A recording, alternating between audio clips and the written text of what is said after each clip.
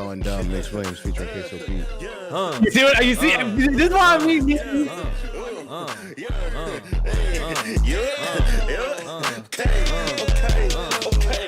Damn, shawty, I got bands talking Coldplay.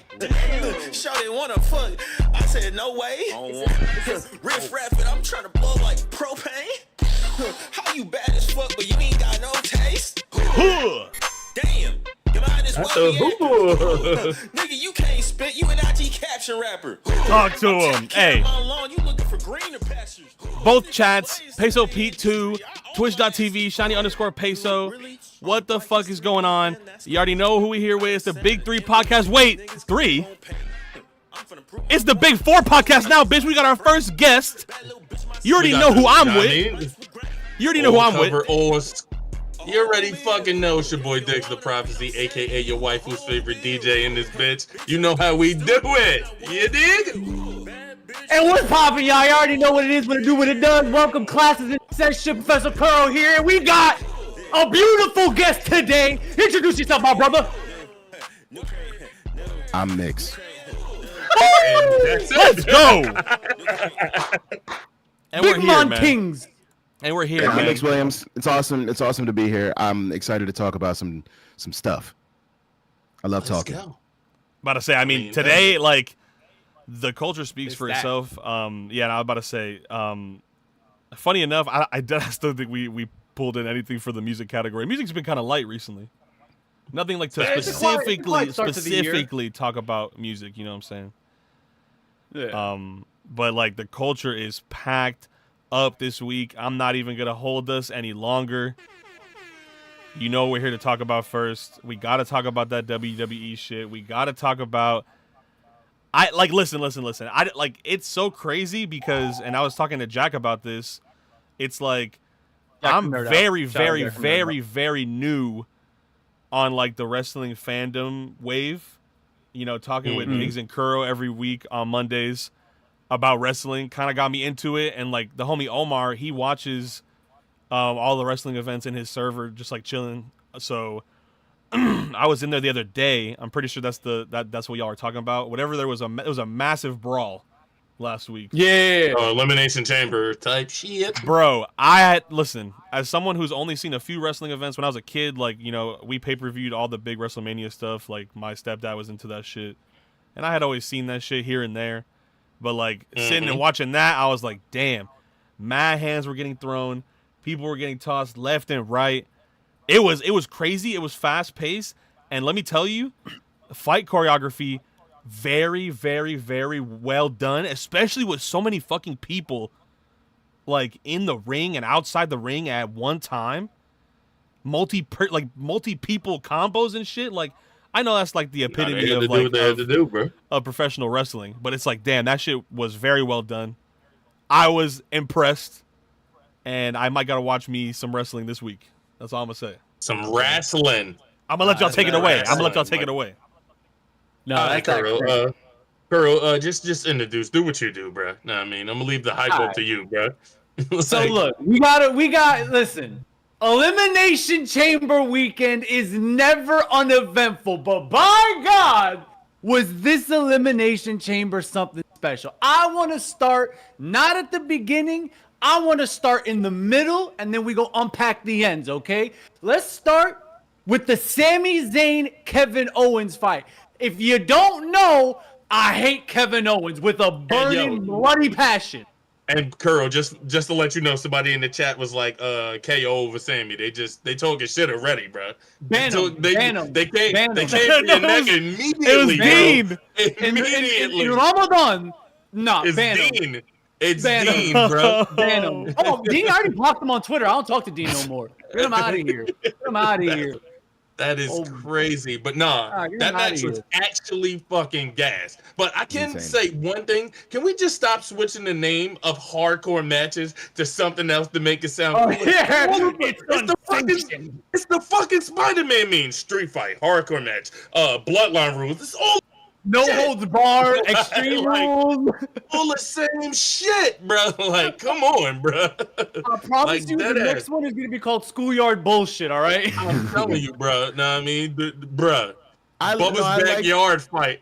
No, I like the idea of it calling it unsanctioned because like with the way the storyline goes, right? You say unsanctioned, the lights were dim. It was like the ref was not in the ref clothing. You know, looked like a UFC ref. Yeah, it's like it looked like almost like an NXT underground, style fight. You know what I mean? Don't get me wrong. Oh, I fuck with it. I'm just saying. It was dope. Even the turnbuckle didn't have WWE on it. Like it was. The aesthetic was cool. The aesthetic was cool as fuck. And that's usually the only one. Like they usually go all out with like the design and shit when they change up the matches name. That's what I like about it. I'm just saying, rules wise, it's usually the same shit. But the aesthetic wise, they definitely do their damn thing. They don't be fucking around when they do the aesthetics, bro. Yeah. Nah, I agree, and I think. Honestly, huge, massive praise and respect to Sammy and Kevin Owens. That match's choreography, the intensity, the emotions they were able to draw out of. Like, I popped off the couch a couple of times because I felt that match. They really absolutely did an incredible job. I was literally devastated when KO got the 3 count. But then Diggs, your boy. My boy, my boy Orton, bro. Know what I mean? Shout out to my boy is back. That's one of my goats right there. We fuck with Randy. Bro. Awesome. I'm mad they didn't let him get the pun off. But I understand. I understand. They're teasing us. I understand. It's coming. That might that could happen at WrestleMania. I think because that's obviously where they're setting it up. They're setting up. Randy KO for WrestleMania, and that's going to be awesome. And I think they'll probably have some sort of spot where KO will go for a pile driver, and something will happen. Either he might even hit it. He might hit it in the middle of the match, and or the officials come out and say, "No, don't do it," and then Randy comes and kicks the shit out of Kevin Owens' face. Yeah, no, I definitely am looking forward to the Legend Killer finally killing KO, so I never have to deal with him again for the rest of my life in the WWE until he probably gets inducted to the Hall of Fame later in his career, because I ain't gonna disrespect KO. Dude is absolutely fantastic at his job. That's why I hate him so much. So I'm very much looking forward to that. Love RKO's on the whole security team. That was bruh. Especially when he shook old boy hand and was like, "No, it's cool," and then just was like, "Fuck out of here."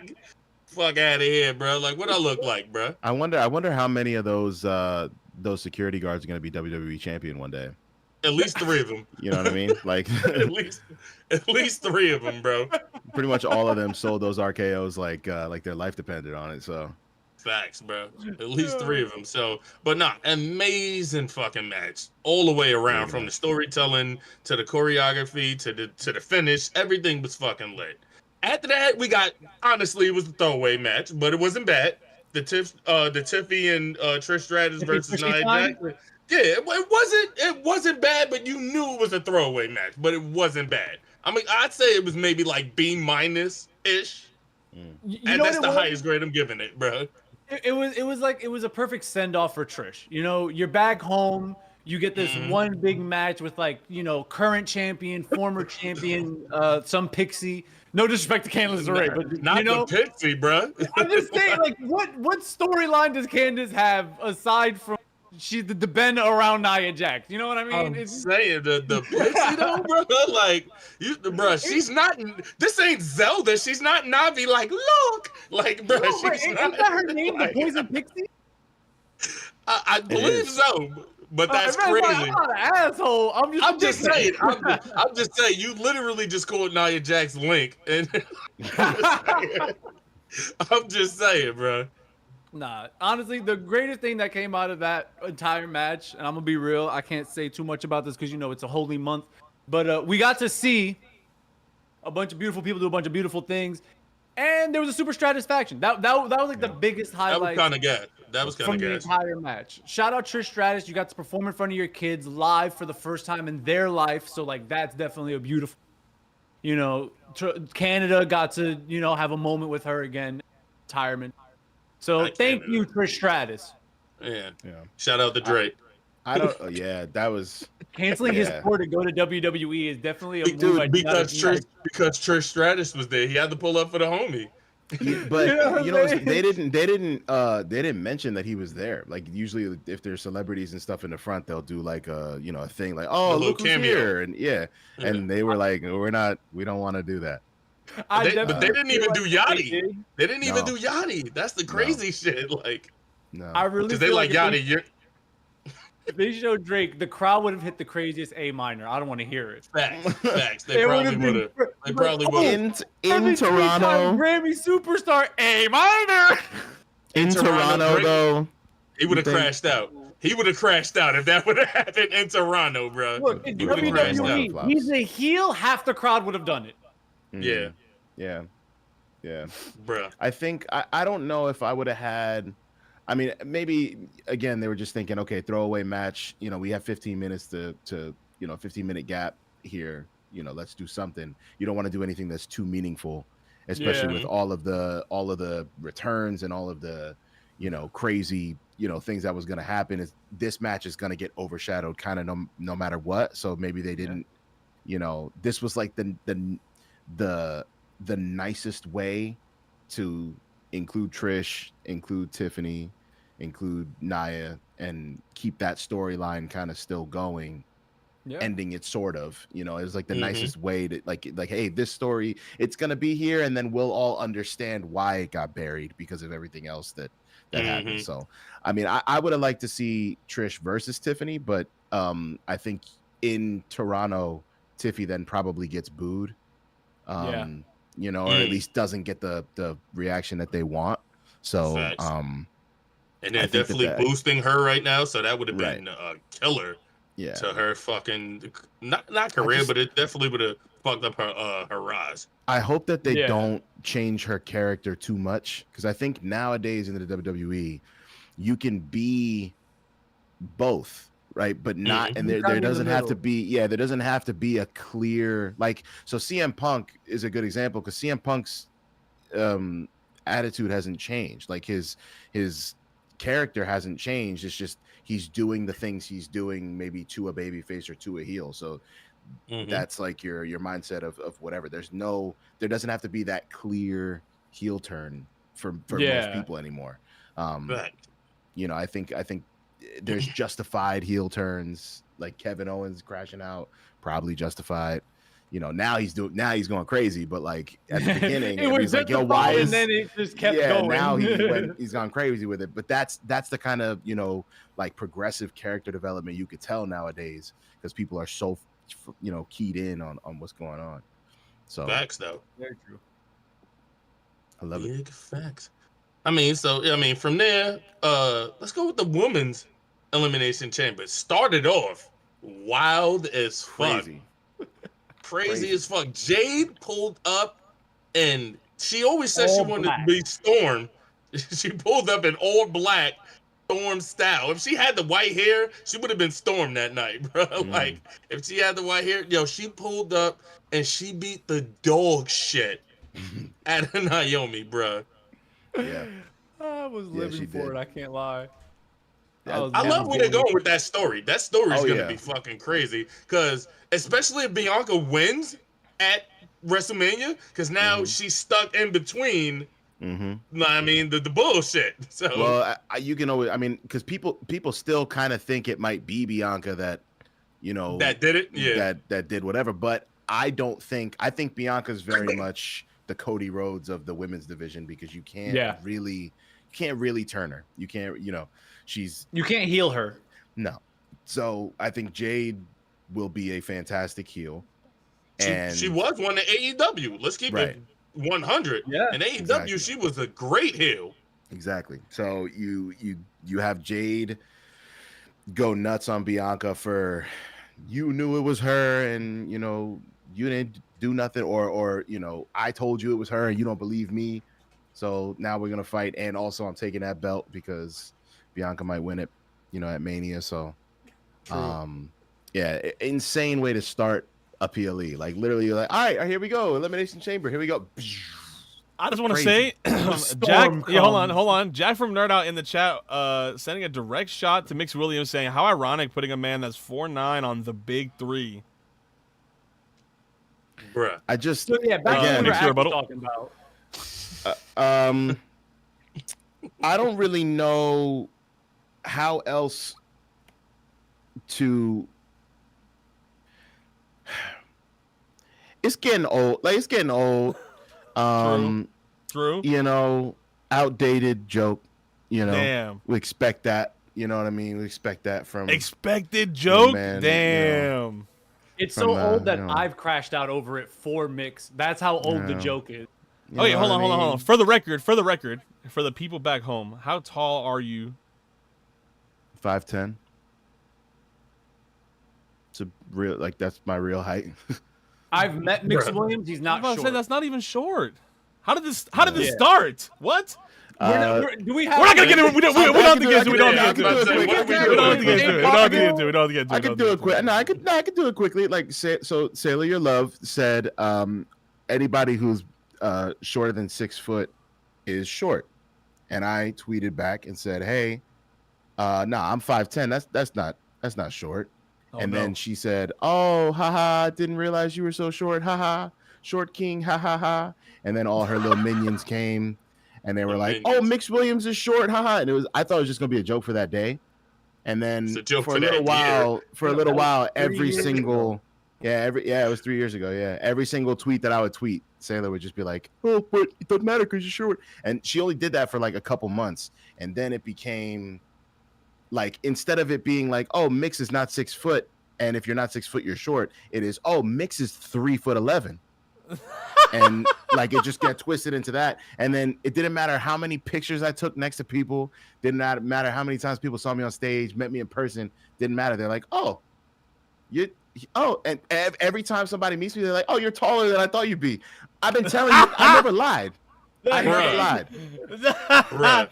That's such an insane chain of events. That's fucking wild, bro. Yeah, that's proof that somebody can just say something on the internet, and it will take a life of its own. A life of its own. It's crazy.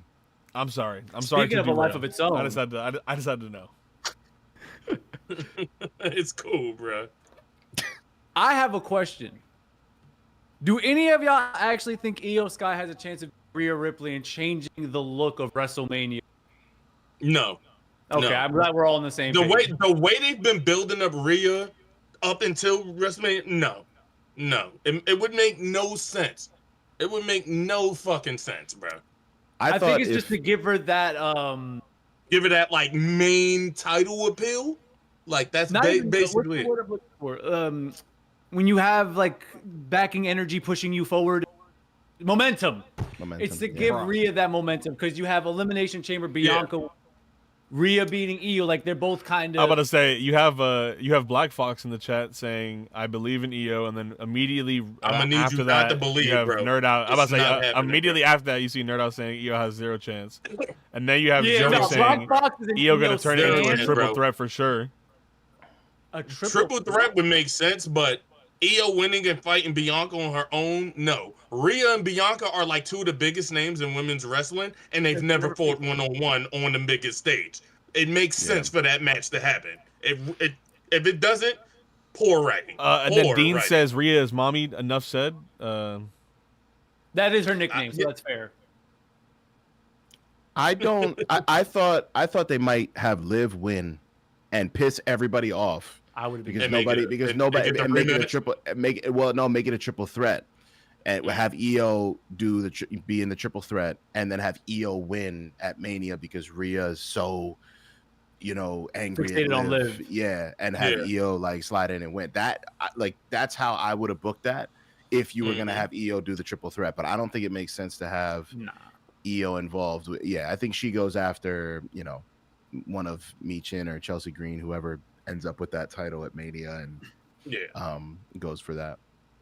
The one thing that I'm interested in seeing, just before we get back to, I'm looking forward to see what ends up actually being the main events of WrestleMania, because all 4 main title matches are generation defining. You have Charlotte Flair and Tiffany Stratton. You have Rhea Ripley and Bianca Belair. No, I'm not addendum. Then you have Gunther and Jey Uso, and now Cody Rhodes against.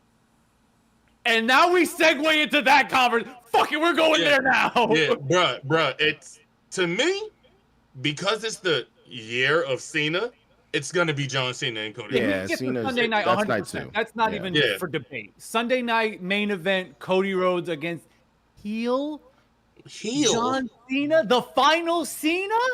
Yeah, bro. The one you can actually see. The Cena. That's what I'm calling him now, by the way. Heel Cena. I'm calling the final Cena. Cena, the final with the final boss. Final Cena and final boss. The final Cena and the final boss.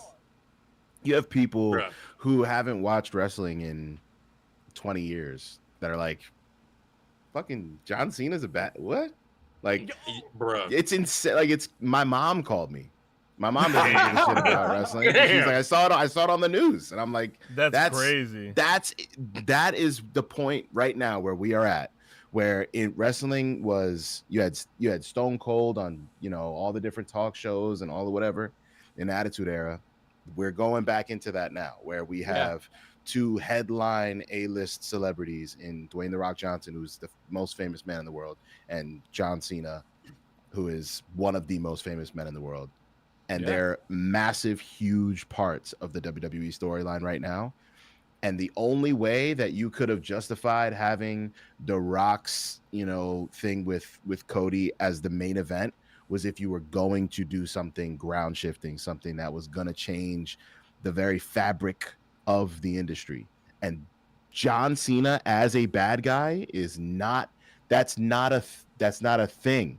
That doesn't have no one would have even fan theory. No, because especially because I've seen the posts and shit like that. Well, y'all forget when he was Dr. Thugonomics. I'm like, bro, he wasn't a heel. He just was an asshole. Yeah, he wasn't a heel.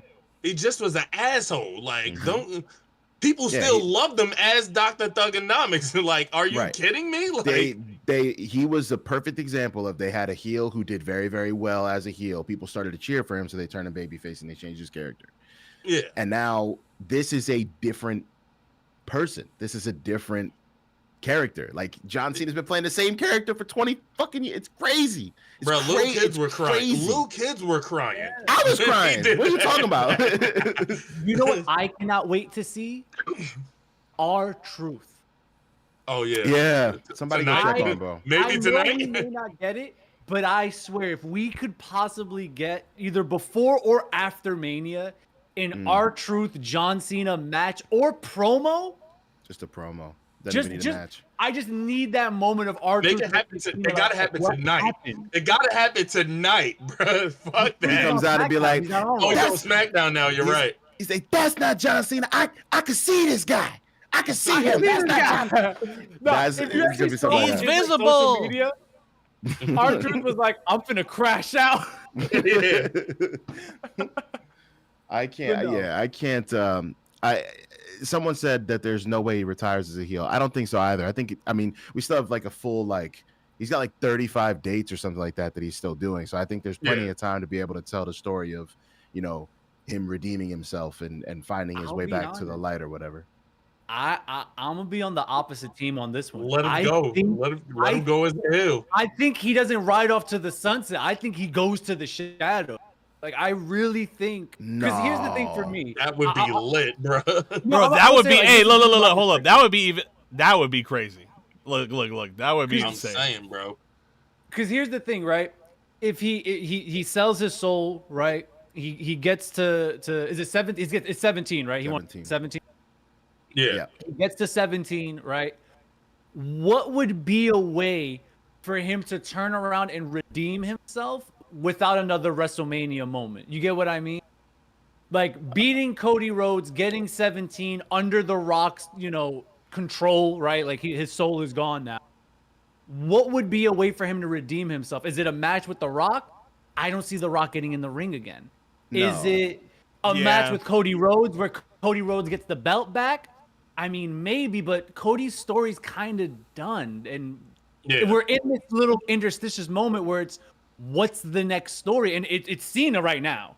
So I don't know if he can come back to a face in that time frame. But do you not think you first? Yeah, and I think if I'm going with what Kuro said, if he stays the heel route, it boosts up Roman Reigns again to come back and be like, I'm the hero again, and I'm gonna put a stop. Face. Exactly. I'm the OTC. I'm the chief again. The Rock went against what I believed him not to do. I'm gonna step in and make the right and make the wrong right. So that's the only way I see that going if he stays heel. If he does eventually switch back to babyface, it's probably through Roman Reigns probably showing up, being jealous of The Rock, taking him under his wing instead of Roman because they're family, and just being like, all right, bro, Rock, I'm gonna beat this motherfucker ass because you tripping right now. You said, remember, Rock was the one who gave him the little follow after he won. So, know what I mean? It opens up 2 doors if they go that route. You feel what I'm saying? Do you not think though that, because you're saying the Cody finish the story is done? Yes. Right. But do you not think that this now starts a new era of, Austin McMahon, where Cody Rhodes just has to fight against The Rock? Yeah. The Rock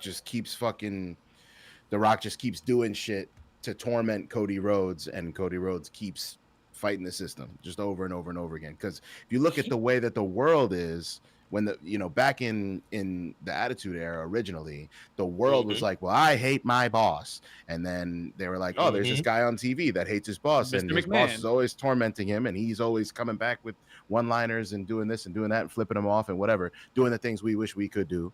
And if you look at society as a whole now in America, all we're doing is trying to fight the power, but not really knowing what to, how or what to do sometimes. So that makes sense. Be an outlet that for people makes to watch sense, that. You know what I mean? I definitely agree with that, and it almost brings to mind an interesting moment where we could actually see, and I know this sounds batshit crazy, but hear me out. We could actually potentially see Cody and Roman. Now that would be a story, because the thing is, Cody needs a fall, right?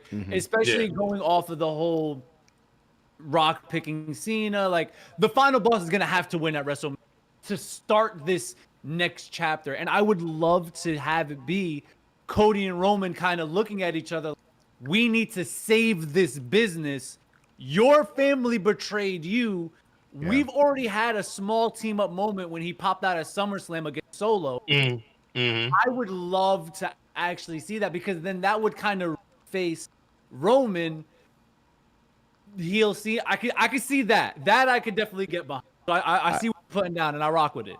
I had a thought process that kind of hurt me, especially because of the glasses that I'm wearing. But I thought about it, and I was thinking, Jey Uso's faced Gunther twice now. So it's Saturday Night Main Event for the because one for the Intercontinental and one for the Heavyweight. Yeah.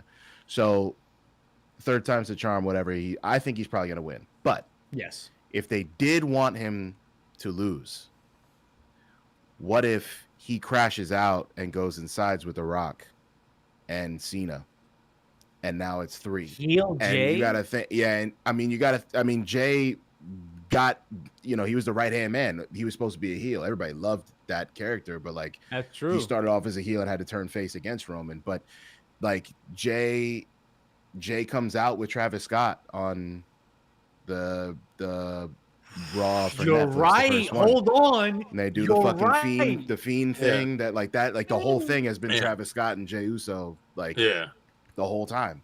That would be crazy.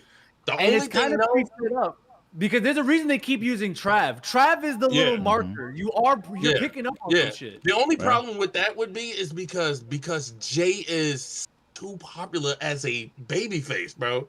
It's like, do you ruin what he's built up? Not just for his character, but bro, his merch is number fucking 1 right now, bro. Like, it's. But here's the thing, right? If so is Cena's. So is Cena's though. You just turned Cena heel. You know what I mean?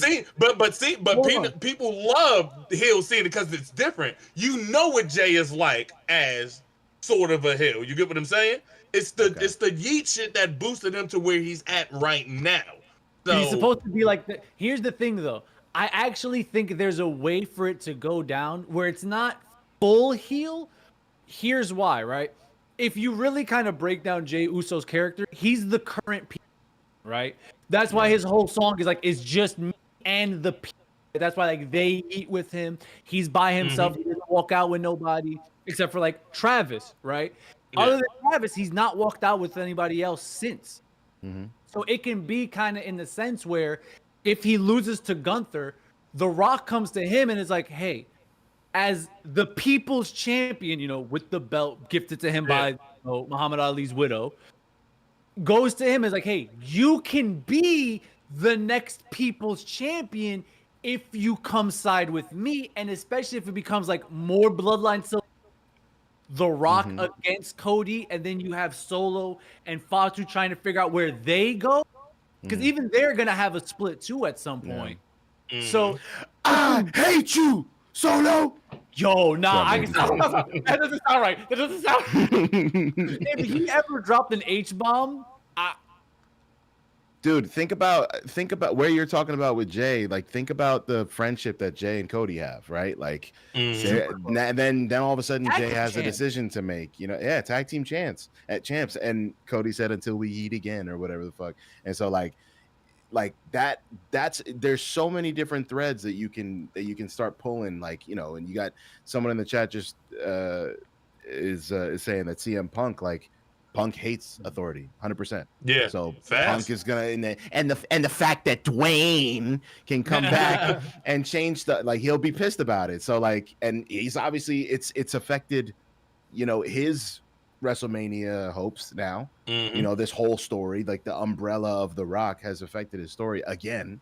So like, you know, like he's gonna have something to say. Like Punk will come out and be like, well, I got my head stomped in, and then Cena choked me out because he is a bad guy and took the opportunity. You know, someone who's supposed to be hustle, loyal, respect, blah blah blah. It's gonna be something like that for a promo. So I mean, there's so many different things that they can start that's what's so cool, because it's not predictable. Like I saw somebody on Twitter be like, oh, it's still predictable, like there's only like 3 different things that could happen. I'm like, nigga, that's not predictable, because there's three different things. Like, it's one of these 3 things will happen. Which one? I don't know. That's unpredictable. You can't predict which one. So like, that's the best thing. Options does not mean you can predict the outcome. Exactly. That's what we call a hypothesis, mother. Yes, exactly. I love it, man. I love the WWE so much. No, shout out to Triple H, Shawn Michaels, and The Rock. Like, I'm just naming them 3 because, you know, that's the 3 cooking up right now. Like, it was the right move to get actual former wrestlers involved in making some huge ass decisions. Because at the end of the day, do they probably know what's best for business more than somebody like Vince McMahon, who was very business oriented? Probably not. But do they know what's best for fans and people? They do. They know what's best for TV. Exactly. You know? They know what's McMahon best for knows the universe. marketing. Right. You know what I mean? I will say this. I love what Jack mentioned that to me on the night of. He was like, what if Randy came out and like I had some time away, and I understand what you're saying, KO, and he took out Sammy, sided with Kevin, and then they just went around just fucking people up. Bro, I did. Yeah. Why? The new legend killer in the making. Exactly. Like, he would be the new legend killer, bro. Nah, the awesome. One thing I will say, especially with all these storylines that are happening, can we ununify the belt? Can we get back the universal belt? I feel like we're missing one card belt to really space out a lot of these storylines, because I feel like a lot of them are all overlapping over the same. You have LA Knight, Logan Paul, Shinsuke Nakamura, Jacob Fatu, and Solo Sikoa all chasing the United States belt. You have Gunther, Jay, and Seth Rollins, Andrew McIntyre, and I'm forgetting one other person chasing the heavyweight title belt. You have Priest. Thank you.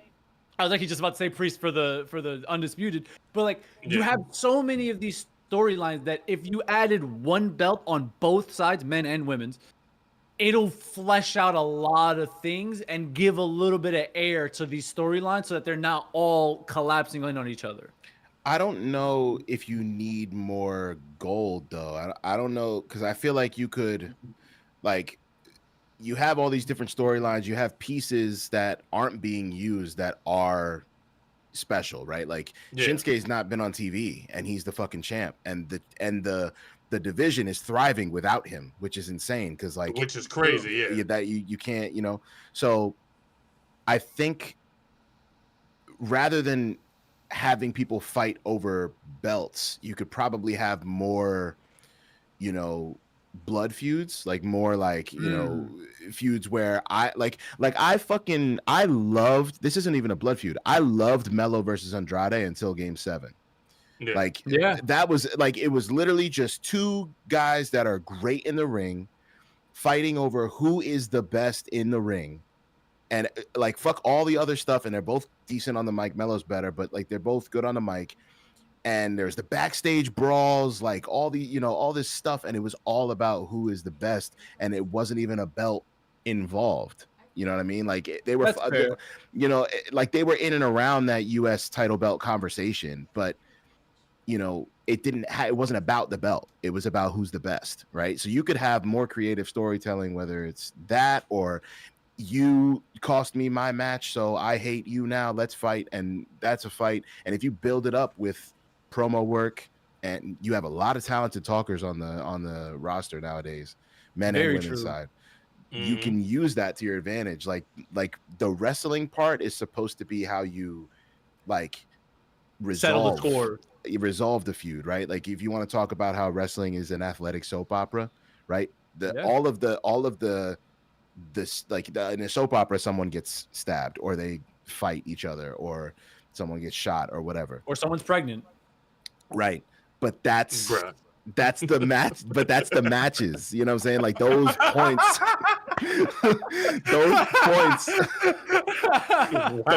those points are the matches, and all of the other stuff is the promos, is the talking, is Kevin Owens going to Sami Zayn's house and looking in the window, you know, like all these different things. That's what sets up these blood feuds and stuff. So if you have the storyline and people, you make me believe that these two people hate each other, or that these two people are trying to prove a point by wrestling each other, that's what makes people buy in. It's not necessarily just like, the stakes don't have to be high just because that's fair. I think in tow with what you're saying, I think the coming blood feuds or the coming rivalries are less around the belts and more personal. Because I feel like for some of the things right now, it's this hybrid of like, yeah, I kind of don't like you, but it's really just because we title. If it becomes more like, you know, Melo Andrade, McIntyre Punk, Zayn Owens, you know, Orton Owens, now that he's back, Bianca and Naomi, like, if it keeps going in those storylines, then yeah, I don't think we need another belt.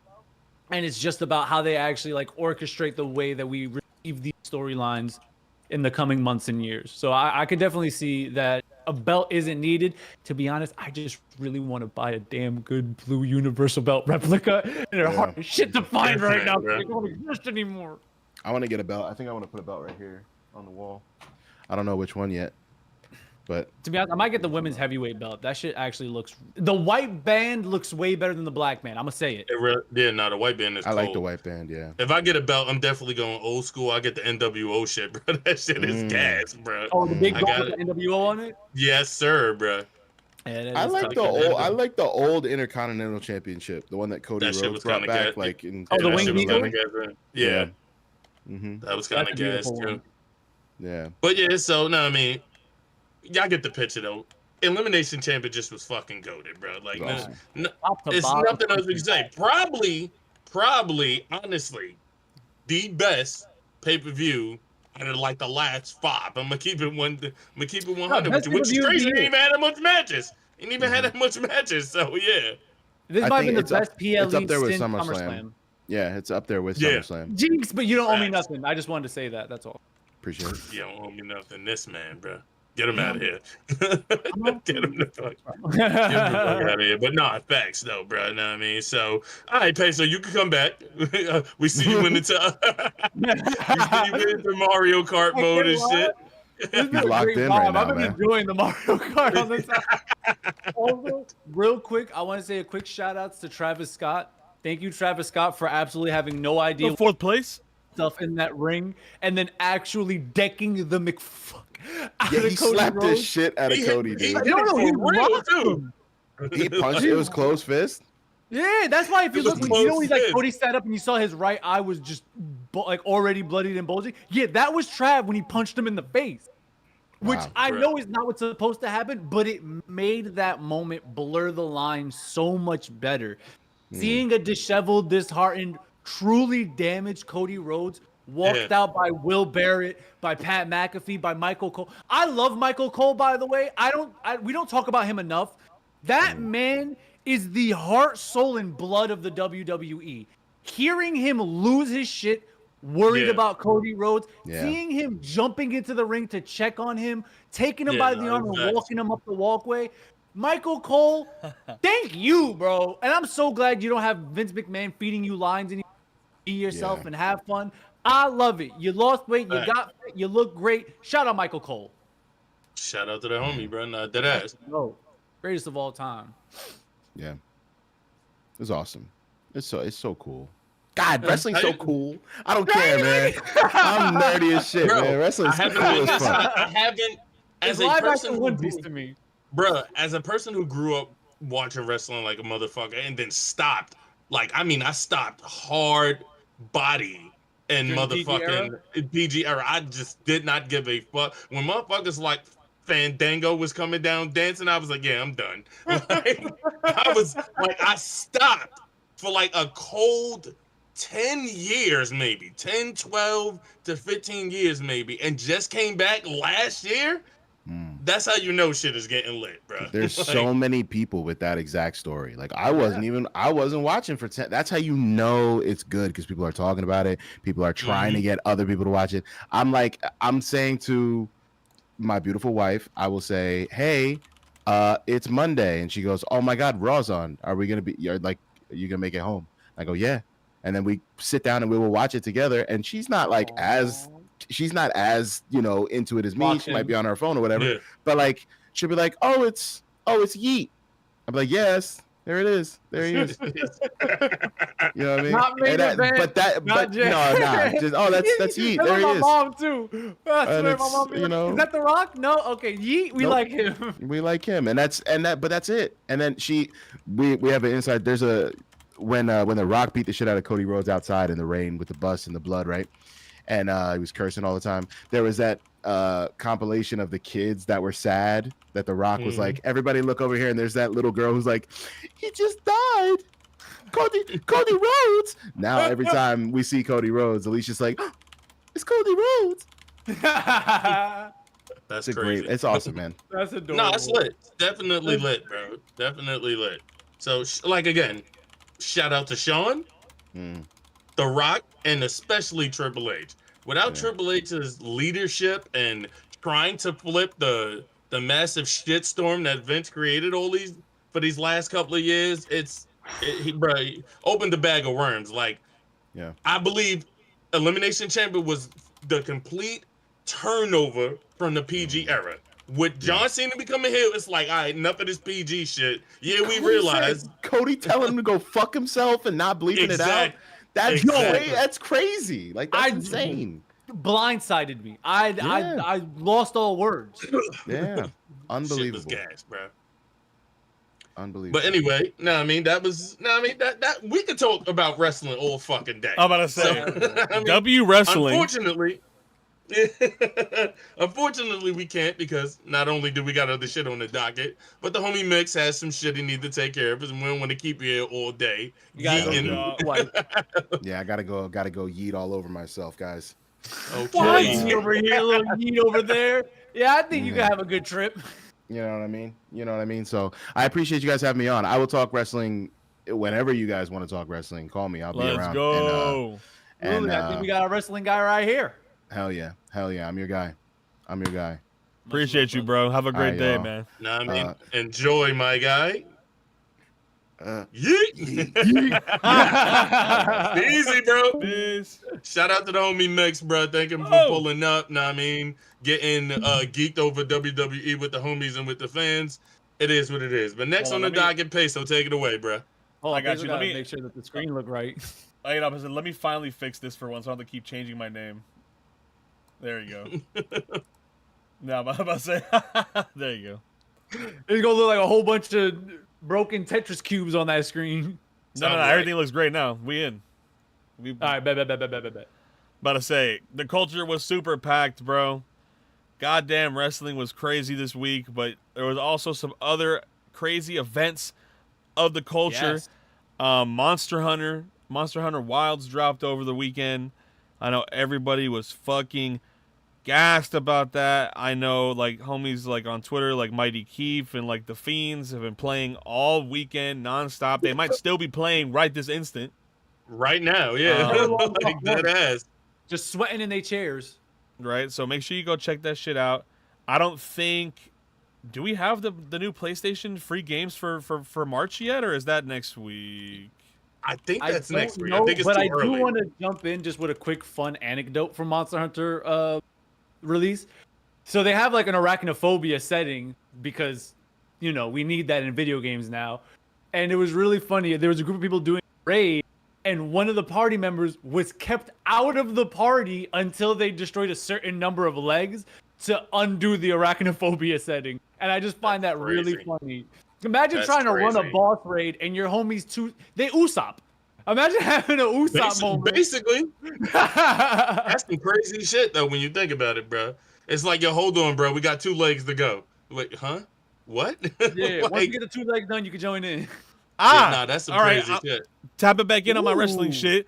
Tomorrow, it's the 4th. So you're right and wrong because it is not yet, but it is just tomorrow. So it's basically, you know, fuck it. 3 decent games. March actually has a fire lineup. We have for PlayStation Plus users, you got your PS5, your PS4, you got 3 free games. It's Dragon Age: The Veilguard, Sonic Colors Ultimate. Ooh, wow. Right. Sonic Colors, and then Teenage Mutant Ninja Turtles: The Cowabunga Collection, which I'm assuming is all those arcade games, like the arcade style beat 'em ups. Yeah. That might be the best. That's the best lineup that I've seen so far of like 3 games. In a hot minute. Like the only other lineup I've seen as cold as this is when they did the Infamous shit. When it was Infamous and I forgot the other ones that was lined up with Infamous, but yeah. Damn. No, this is probably the best one we've covered on the show thus far. About to say, make sure you go check that out again. It's the first Monday of the month, so we gotta check in on that. And it just ties in with the Monster Hunter shit. Again, I'm not excuse me. I'm not on Monster Hunter myself, but again, all the homies have been raving about it crazily. So make sure you check that out too. I mean, there's nothing but some pretty good gaming going on right now. Nah. Speaking of gaming, bro, something that me and Peso do play, we Yu-Gi-Oh heads, bro. You already know. So the Early Days collection is out, and about the first 4 of them games are confusing as fuck. I'm not even going lie to you. So let me step in, killing me. bro. Real quick. So I went to I was Googling some shit trying to figure out what the fuck was going on, and it turns out that half of those games are slight spin-offs and have different rule sets. Exactly. And I was reading through some of them, and I was like, what the fuck am I looking at? And then even the one to play online, the only one, because this is the biggest fucking problem with this game, it's a collection of old games, and they launched it with only one title out of like the 8 or 9 games that are on the shit.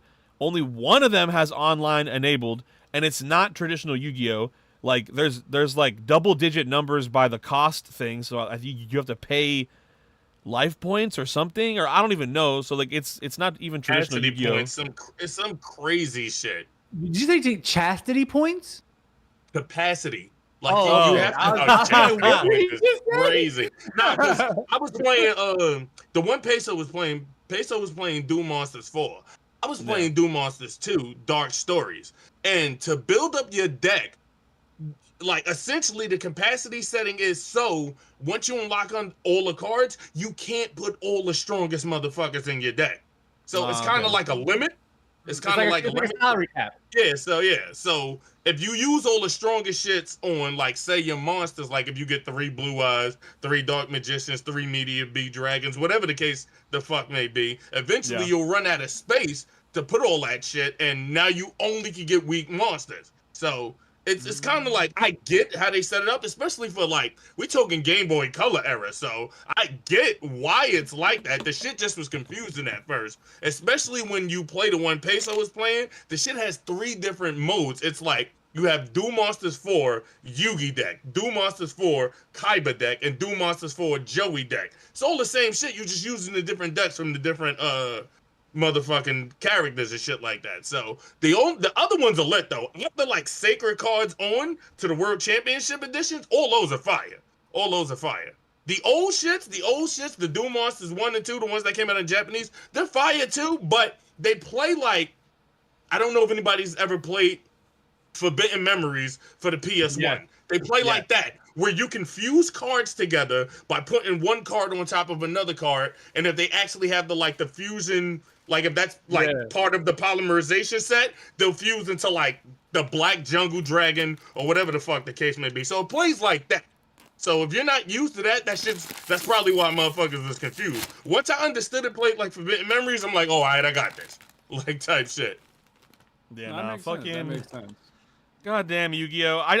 I'll say this, it's a dope collection. You get the physical, I'm assuming it's like a launch edition or something. You get the special card. You get one of 2 Harpy's Feather Duster variants in the quarter century rare style. But Biggs, yeah, do you have yours on hand? Yes, I do. Show it off. I'm about to say, which one did you get? Hold on. Oh, he got the old one. Yeah. Yes, sir. Oh, you got the actual Marvel. Yes, Fresh sir. out the anime. That's tough. Yes, I got the other one, but mine is not on hand. Also, I don't know if it would. Can your VTuber hold up cards? I don't know. No, not really. Bruh. Not in this. I don't know how that works. That's breaking dimensions right there. Right, that'd be crazy. But yeah, no. Shout out to Yu-Gi-Oh! But I'd wait though. I'd wait to buy it. My personal opinion. They're saying that they're gonna add online for the other titles soon. So we'll see. Yeah, I mean the iPad should come out for that shit soon. So we'll see, bro. I still fuck with it because I fuck with the old games anyway. So that's just me though. Speaking about things being fucked with.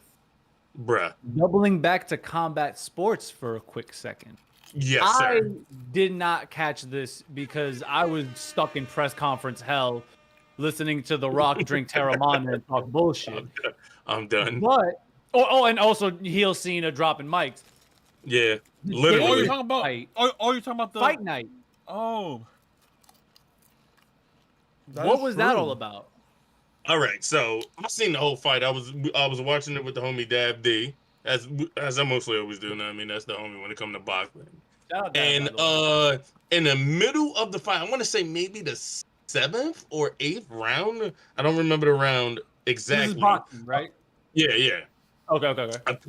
Apparently, this motherfucker Tank had grease in his eyes from his newly done French braids that got in his eyes and was burning his eyes, and he took a knee in the middle of the fight so he could stop the fight and go to his corner and get his eye checked out. Now, I'm not saying the man's lying, because it doesn't matter if he's lying. There's no stop in boxing unless the ref does it. There's no stop. As a person who's been a fan of boxing for a long ass time, there is no taking this is not football where it's, hey, let's take a knee for a second. He called timeout. Basically called timeout. He took a knee, then went to the corner to wipe his face, and then was surprised when they came, everybody was like, yo, that's a knockdown. Like his claim to I guess the throw away the shits that it wasn't a knockdown. He didn't get hit really when he kneed. Like it was kind of like a graze, but it like you didn't see him get really hit. So he took the knee as like a sign of like, hey, something's wrong. I need to check this real quick before we continue with this match. Okay, but if that is the case, you get the attention of the ref. I'm about to say you got to call the ref, bro. You don't take a knee, bro. You take in boxing, once your fucking knee or your fucking gloves hit the mat, that is supposed to count as a knockdown. Fun fact, the only time Mayweather has been knocked down is when he broke his hand fighting somebody and he took a knee because he broke his hand. Now, Mayweather had an actual injury. He had an actual injury and they still counted it as a knockdown. So how the hell was it grease and your eye not counted as a knockdown when Mayweather broke his whole left hand and he still got counted down for a knockdown? That shit makes no sense. To piggyback on that, I hit you and I took a knee. If that gets counted as a knockdown, you getting grazed and taking a knee, regardless, knee down. If you are on canvas, bro, I think it's hilarious that even in WWE, they be saying there's no timeouts in WWE. But yet in boxing, homie think that he could get a whole timeout. Hello? There we go. Now, that's not only controversial because of what he did, it's because the match ended in a draw. If they count that as a knockdown, Roach wins that fight. He wins that fight if they count that as a knockdown. He wins that fight. He wins that fight without a doubt if they count that knockdown. I'd crash. You can see the look on his face. He was pissed, bro. Well, here's what I'll say. Not to jump in out of nowhere, but they're definitely milking the fuck out of it for like the instant rematch. And it was funny because Davis was on Twitter and I was like kind of scrolling through Twitter earlier while y'all were talking, and I actually saw this, so it actually is applicable to the story. Davis was talking about that shit was bullshit, yada yada yada. You know, I'm pushing forward to book the rematch ASAP. And then whoever the guy he's fighting, I don't know his name. I'm not into boxing, but whoever bro was fighting quote tweeted it and was like, fuck all this cap. Like, you know, you set this whole shit up from the beginning, and it was some shit like if he drawed with him or took a loss, that it was immediate rematch was already in the original contract they signed. It was. So he was like pulling like the charade back on his like little like PR run for like the I'm booking the rematch and yada yada yada. Bro, you already had it. Yeah, that and like I said, that's the fucked up part because it's like if you call that one knockdown, even though it wasn't a serious knockdown, it still takes off hella points of the person who Roach wins that match. Roach wins that match, and it's an upset. It's the upset of the year so far if he wins that match. Now, granted, him and Tank have known each other since they're 9. They used to spar and fight amateurs. So, bro, it makes it even worse because, like, bro, you did this to your boy. This supposed to be one of your homies you boxing, and you hit him with the bullshit like this. Like, so no wonder Roach is like, yo, you want some whole shit, bro. Like, at the end of the day, I thought we was cool. I'm about to say, and like everybody's just talking crazy on Twitter. Like they're just playing it up. Like in my opinion, it looks really played up. You know what I'm saying? And like the double rematch on a draw. It's to bring in more money for the rematch, without a doubt. And that's what I was gonna say. It speaks to another issue that's endemic in boxing, where that should be more bullshit than WWE for most of the time. Yeah, depending on who the fighters is. Yeah, I get wanting to make more money, rematches sell. You know what also sells? A great upset that people can believe and get. Yeah. Here's the thing. You can have him win and still do the rematch. And guess what? You can have it 1-1 and then 3 decides it all. You know what There's so much more that you could do. That's how it used to go. Combat sports rather than manipulating sport to facilitate more production and value. And you wonder, like, I don't know if boxing is struggling in ratings, but I'll be honest. No, it's not. It's not.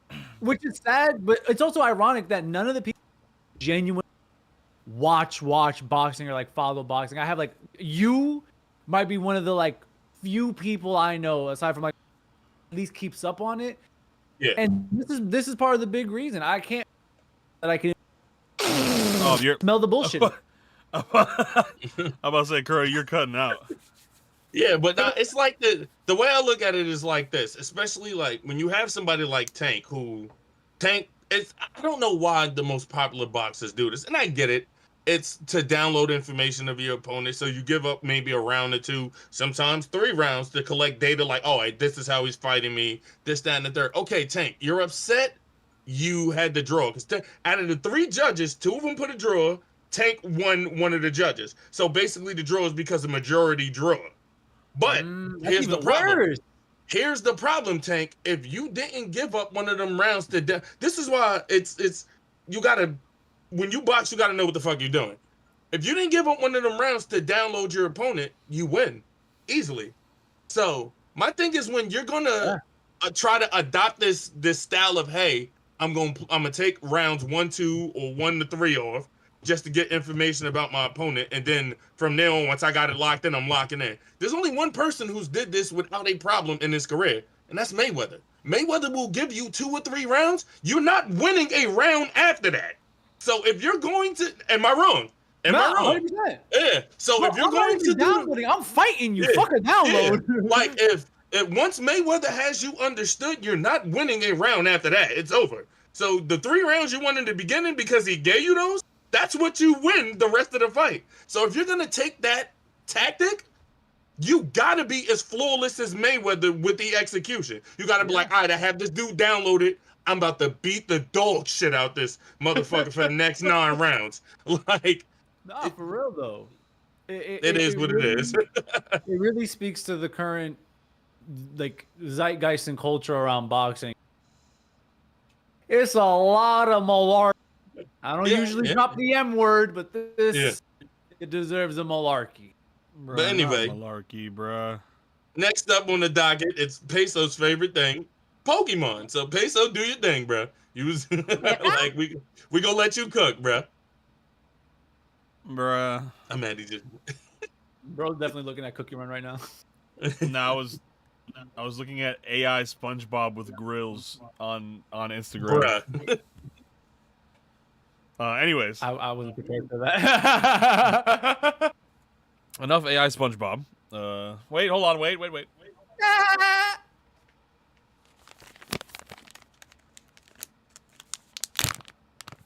Sorry, I had to get this off. I was about to say like that was hard plastic crunkling. I know what that is. I can smell it from here.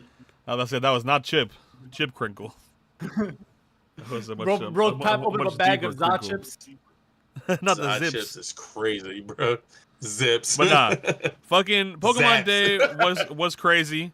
You know, I shout out to not shout out, but I wish I would have known a little earlier to talk about it last Monday. But there was a couple promos you could have grabbed. I mean, like maybe if you're lucky, some retailers might still have them, but there was a Pokemon Day stamped promo of Sylveon, Holo Sylveon 2025 stamped promo, and there was a 3-pack illustration contest. It's a contest the Pokemon Trading Card Company side has once a year, where they have fans and people submit to get arts drawn on cards. And the 3 winner cards for 2024 finally got printed. So if you were at a retailer last Friday, they were either giving them away for free. Some retailers were doing it like spend $20 on Pokemon products and you get them for free. Okay. But you know, they had some promos available. A lot of stores were doing dope Pokemon sales, but then of course, the main thing to talk about is the Direct. I'm not gonna start with Za. We'll get to Za at the end. I want to say, I want to say Pokemon Champions looks amazing. That's gonna be banger. I am super, super, super excited for Pokemon Champions. Just pure the idea, hands and balls being thrown. Right? Having like a Pokemon Showdown-esque battle simulator, but also having it be full 3D mainline graphics like a Battle Revolution or like a Coliseum. And it's going to have multiple generational gimmicks. Like they showed like a terastallized Dondozo versus a Mega Charizard. So there's gonna be Megas and Terras and potentially Z moves or whatever the fuck. Who knows? Or Dynamax, right? Like who knows? Who knows what they end up adding? That actually makes it like all generations. Everyone can get involved with it, and it's super. It like every single facet of it that was revealed kind of has that essence of just full involvement. You had Switch gameplay, you had iOS and Android gameplay. There's gonna be like a mobile version. That's gonna be crossplay with Switch. You know, so you could play on the go, you could play on your Switch wherever, and it's gonna connect directly to Pokemon Home. And okay, so here's my thing. I'm gonna say this real quick as I get through this information blurb. I'm tired of people complaining about, oh, you need Nintendo Online and you need Pokemon Home to play this game. Then, bitch, you already fucking had Nintendo Online because you were already a Nintendo Switch consumer, and then you probably already had Pokemon Home because they're doing all the special shiny events for the Pokédex completions. Hella people I know who play Pokemon already have Home too, so it's like, yes, to a new consumer at the baseline, yes, it's like, oh, it requires these subscriptions, but it's like, if you have that shit already, like, what are we even talking about? Most people that are going to play this game already have both Nintendo Online and Pokemon Home. To be a Pokemon competitive player, you need both to play VGC. Because I feel like this game is very much made for time, deeply invested. Like, for example, as a fan who hasn't bought a main Pokemon game Gen 4, Champions isn't made for me. I'll enjoy it. I'll definitely want to get into it if I and I get Zod or Legend, whatever may have you, Scarlet, Violet, Turquoise. It doesn't matter. This game is made for people like you who have been here, who have been playing, collecting Mons. It's a testament to your guys as a community. I feel like people just love to complain. Yeah, and I mean, like, when it comes to Za, you know, a lot of my a lot of the complaints that I have or that I have seen have been like super inflated. First of all, I like to start it with my classic phrase on the matter. You know, it's a Pokemon reveal when everybody who's upset is upset. Oh my god, I have the hiccups. Are you kidding me? Bruh. I was gonna say, bro's diaphragm is jumping him. Right. The people who are upset, and the people who are happy are upset because the people who are upset are upset. So everybody's upset. And it's become like a war on, like, I enjoy it no matter what, so I'm better than you. And then the other side of it is like there's no middle ground. It's either like I enjoy it and I'm better than the people who are endlessly hating it, and then you have the people who are just endlessly hating it who refuse to enjoy any aspect of it. Like, the fandom is super fucked up. I think a good base, like a good middle of the road take. I was talking about this shit yesterday. One, this isn't a mainline game. This is a Legends series. I feel like people forget all this shit that I'm about to say. One, it's a Legends game. It's not a fucking mainline game. So you have all the people shocked or confused or complaining about small changes, like the battle. Like, there's a new battle mechanic where you can actively move around with your Pokemon and have them dodge attacks, or put, like, you know, positioning is gonna matter. And in like a modern action RPG, Final Fantasy remake / like Xenoblade-esque experience, you know, you have moves on timers, and it's more traditional. Yeah, no, it's more traditional modern action RPG style combat.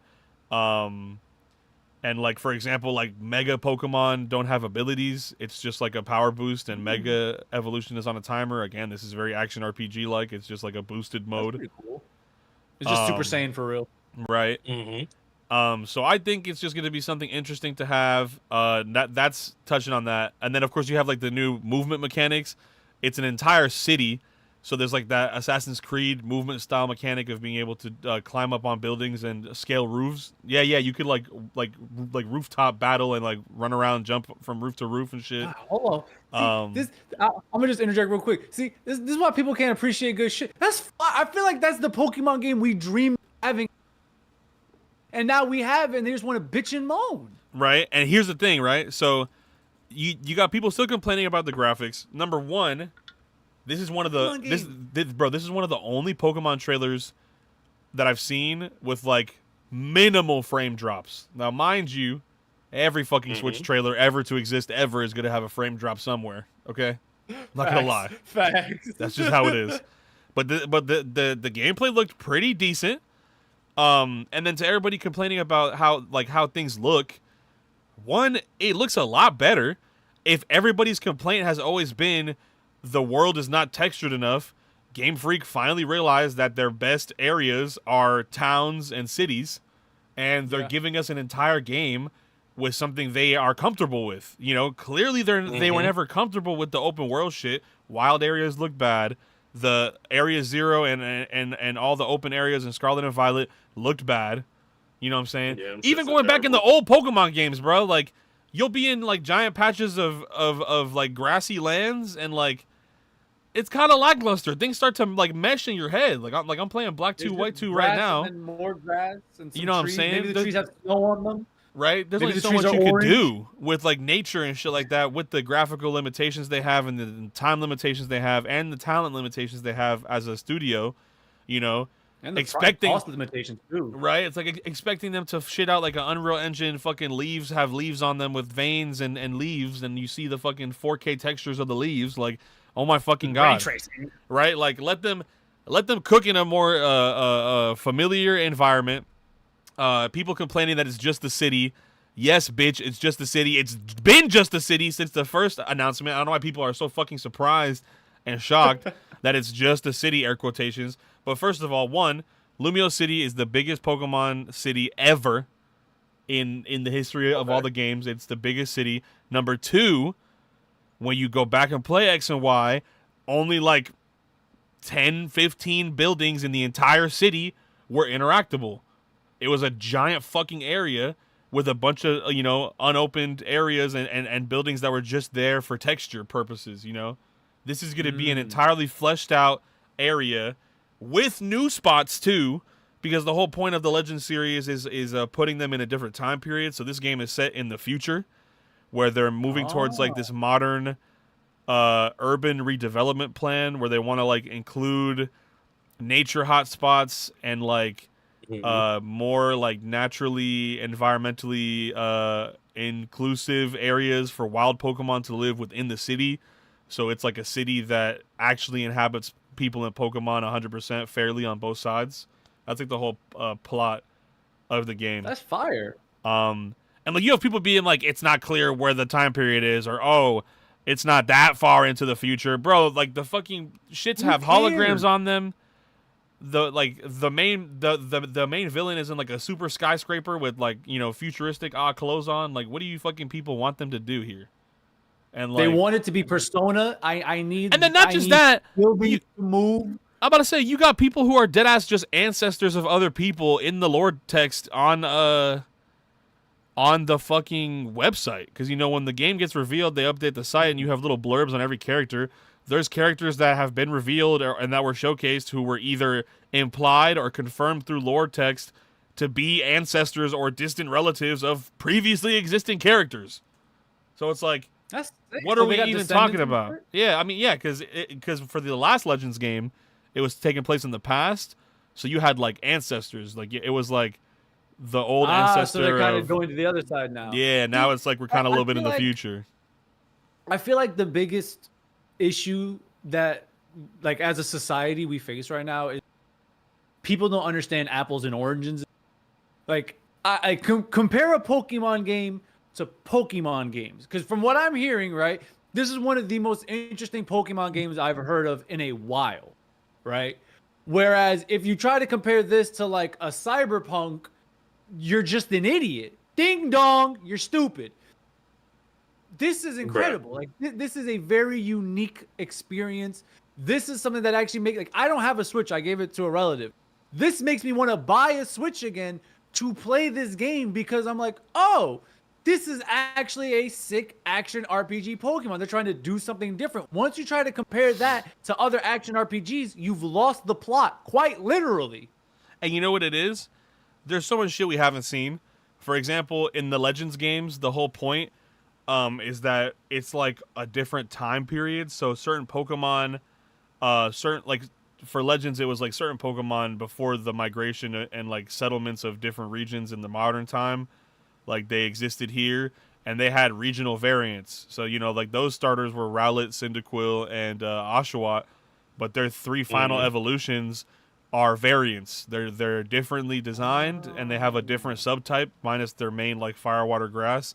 And, like, it's a completely different Pokemon, damn near, besides Samurai. That was a little lazy. But we're definitely going to get that again. There's definitely going to be Colossian Meganium, Colossian Feraligatr, Colossian Emboar. So it's like, even though those Pokemon are like not that desirable on my list of starters in any capacity, like they're gonna get redesigned. Like, who knows what they're gonna look like? Because when you talk about Rowlet, Oshawott, and Cyndaquil, probably gonna pick Cyndaquil off of just seeing the babies. You know, because that's probably my favorite out of the 3 baby lineup of there. But when the regional forms got revealed, my favorite regional form was Hisuian Decidueye, where he had like the little like type of hat over his shit, and he was like kind of like samurai bound. That shit was tough. So who knows? Who knows what the starters are gonna actually look like? You know, clearly, and now that I've walked through ZA and Champions, we can see where Pokemon is going as a company right now. Where Gen 10 might not even be like a Pokemon game, like a traditional Pokemon game. Gen 10 might be more like Legends ZA, because clearly with them introducing something like Champions, they wanna separate competitive Pokemon from the leisure experience. And I personally really like the direction of giving the leisure experience a whole new definition. The new combat, the new look, new mechanics. I think this is great. Now, does the Switch look like shit? How many times we got to say this? The Switch has been out for like a decade. Yes, the Switch still looks like shit. A decade later, we still get it. I still fucking get it. The Switch still looks like shit. Okay? But damn, the new one is about to come out. Like, I'm like, if they could just give me the game in like 45 to 60 frames concurrent, like, whatever at this point. Yeah, whatever that shit is. I can't even say it right. Nintendo's never done that shit before. But it's like, they got you stuck in 25 hell, right?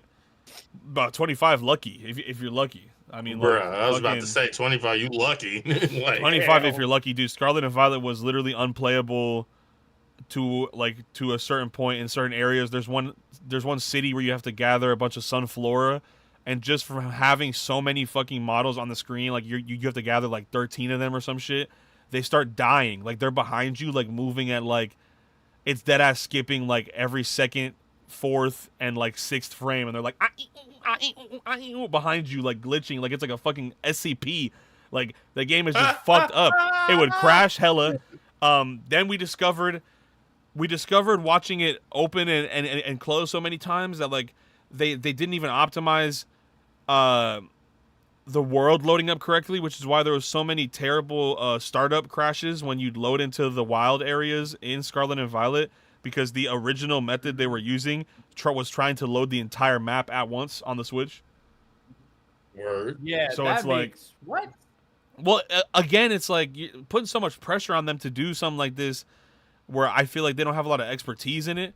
Like a non-linear game with mad open areas and like mad detail, like, it's just not Pokemon, bro. Like, you know, yes, there's always exploration. Yes, there's always hidden secrets. Yes, there's always, you know, New Game Plus and like the B plot in Pokemon games. But like, the majority of it is linear and contained. I think people have forgotten that, you know, what makes games so good is not overstepping a boundary.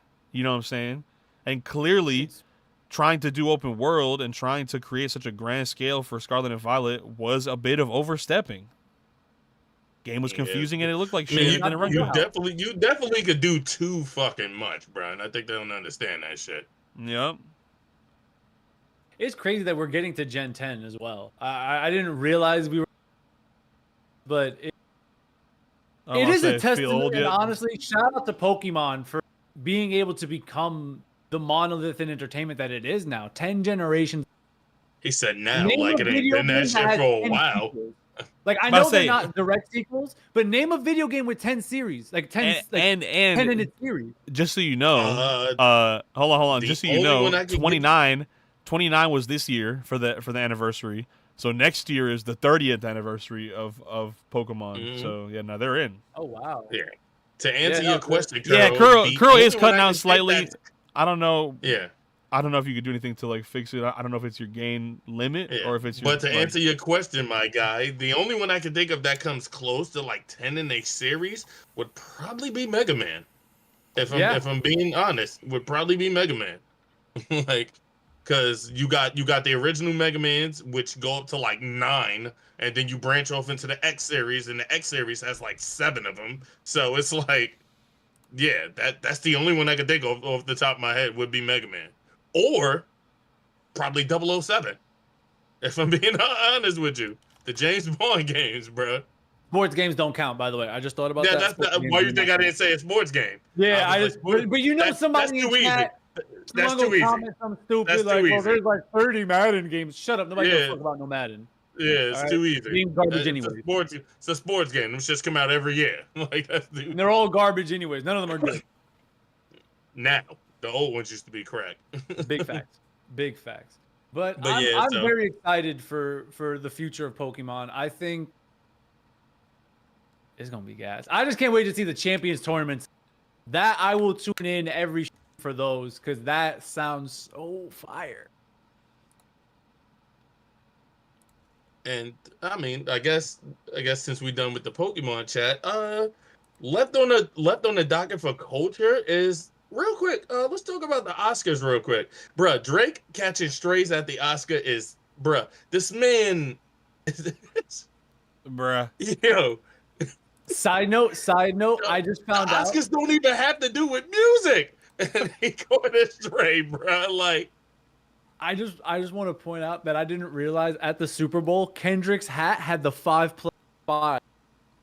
I didn't realize that until I saw the Oscars, and it came back again in my head. And I look back, I'm like, yeah, bro, the headshots for the year. Drake can't exist anymore. At the Oscars by Conan O'Brien. Why? It just had me like, huh?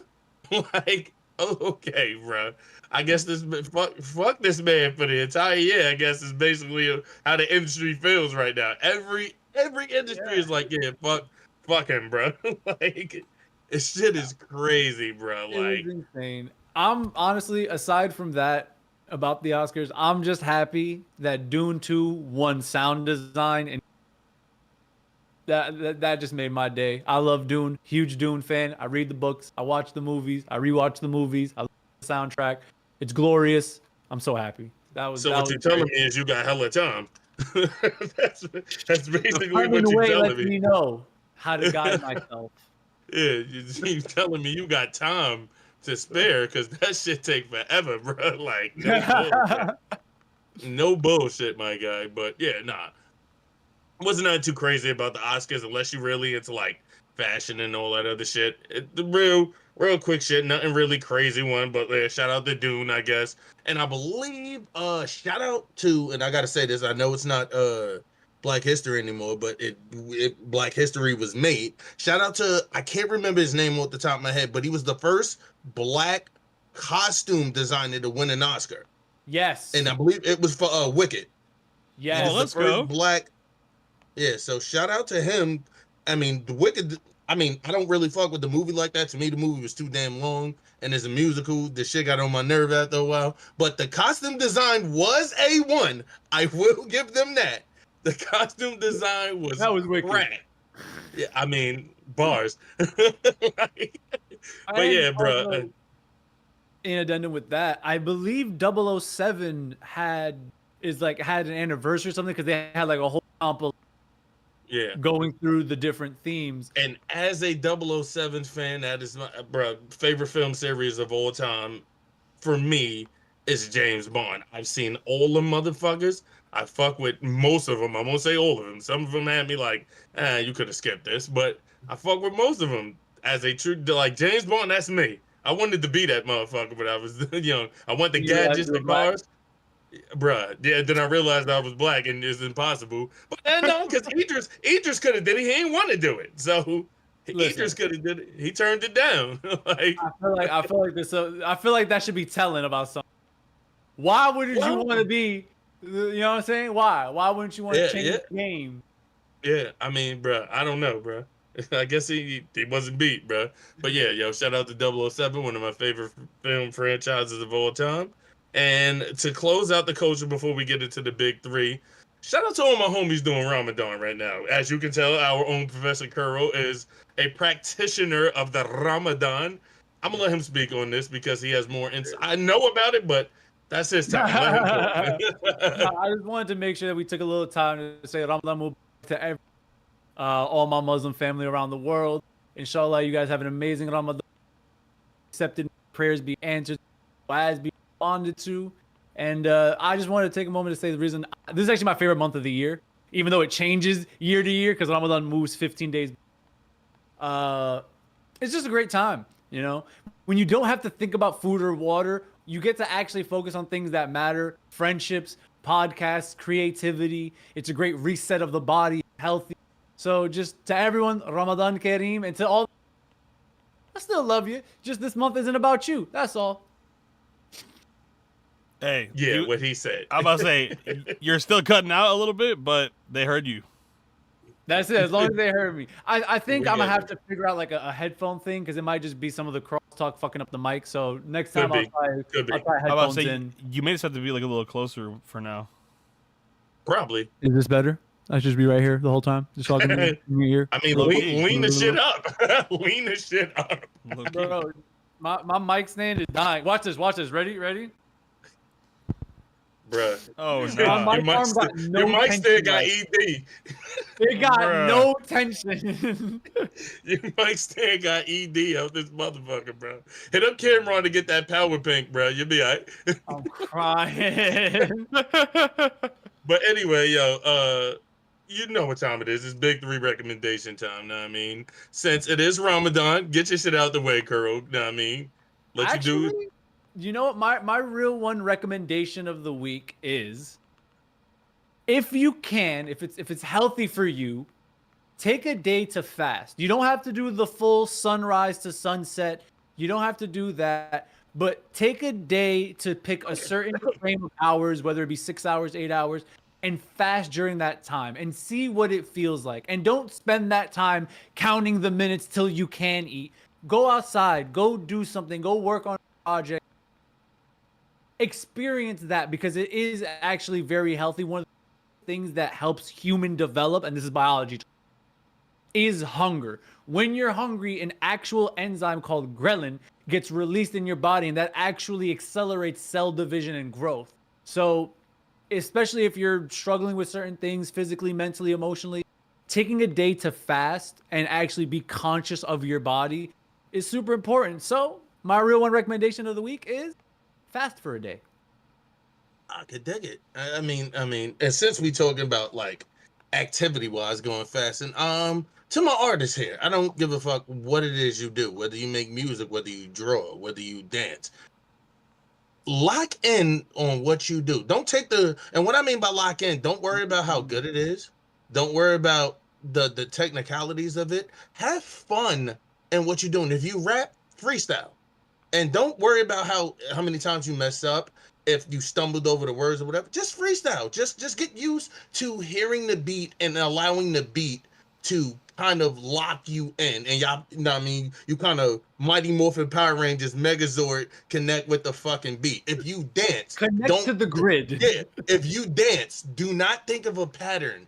Let the beat control your body and how you move to the rhythm of the West. If you draw, don't look at no picture. Don't do none of that. Don't even have a clear thought of what you're gonna draw. Just draw and allow your mind to paint the picture for you. This can work for any other art form. I don't give a fuck what you do. Just lock in and experience what it is to have fun with whatever you like to do, because I think at the end of the day, especially if you're a super talented person at what you do, you get to this point in life where you start to take the shit too serious, especially when it becomes a career. You forget the main reason why you did it in the fucking first place was because you love to do it. Never lose that enjoyment of your art. Point blank, period. I clapped that one up. That's actually a really good one. Word.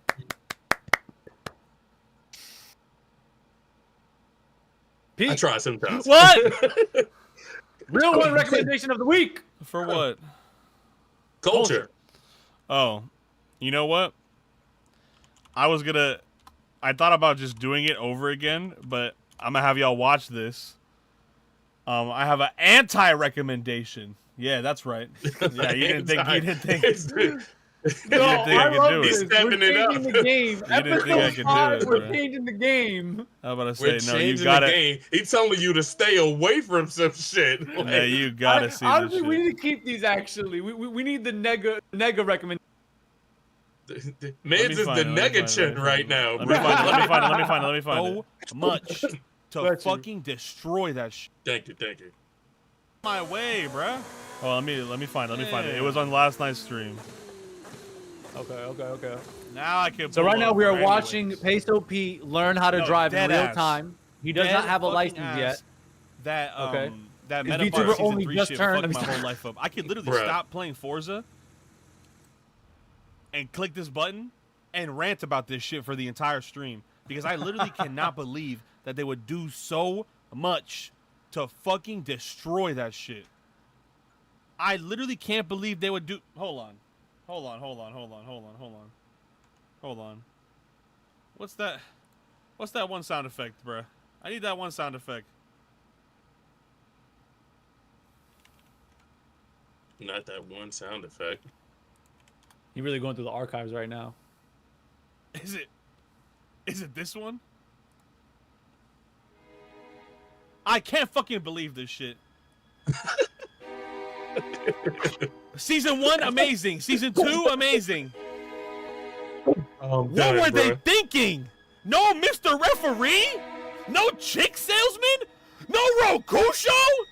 No, this is actually the most insane shit you could ever fucking possibly conceive. We're using the human language to craft an idea to then present to the populace. Because how can you start with something so amazing, so great, so grand? Season 1, Season 2, we had character development. It's another fucking shonen anime with fucking children, fetuses as the protagonist, but we're gonna ignore that. They had real development, real life stakes were on the line. Even the fucking robots had personality.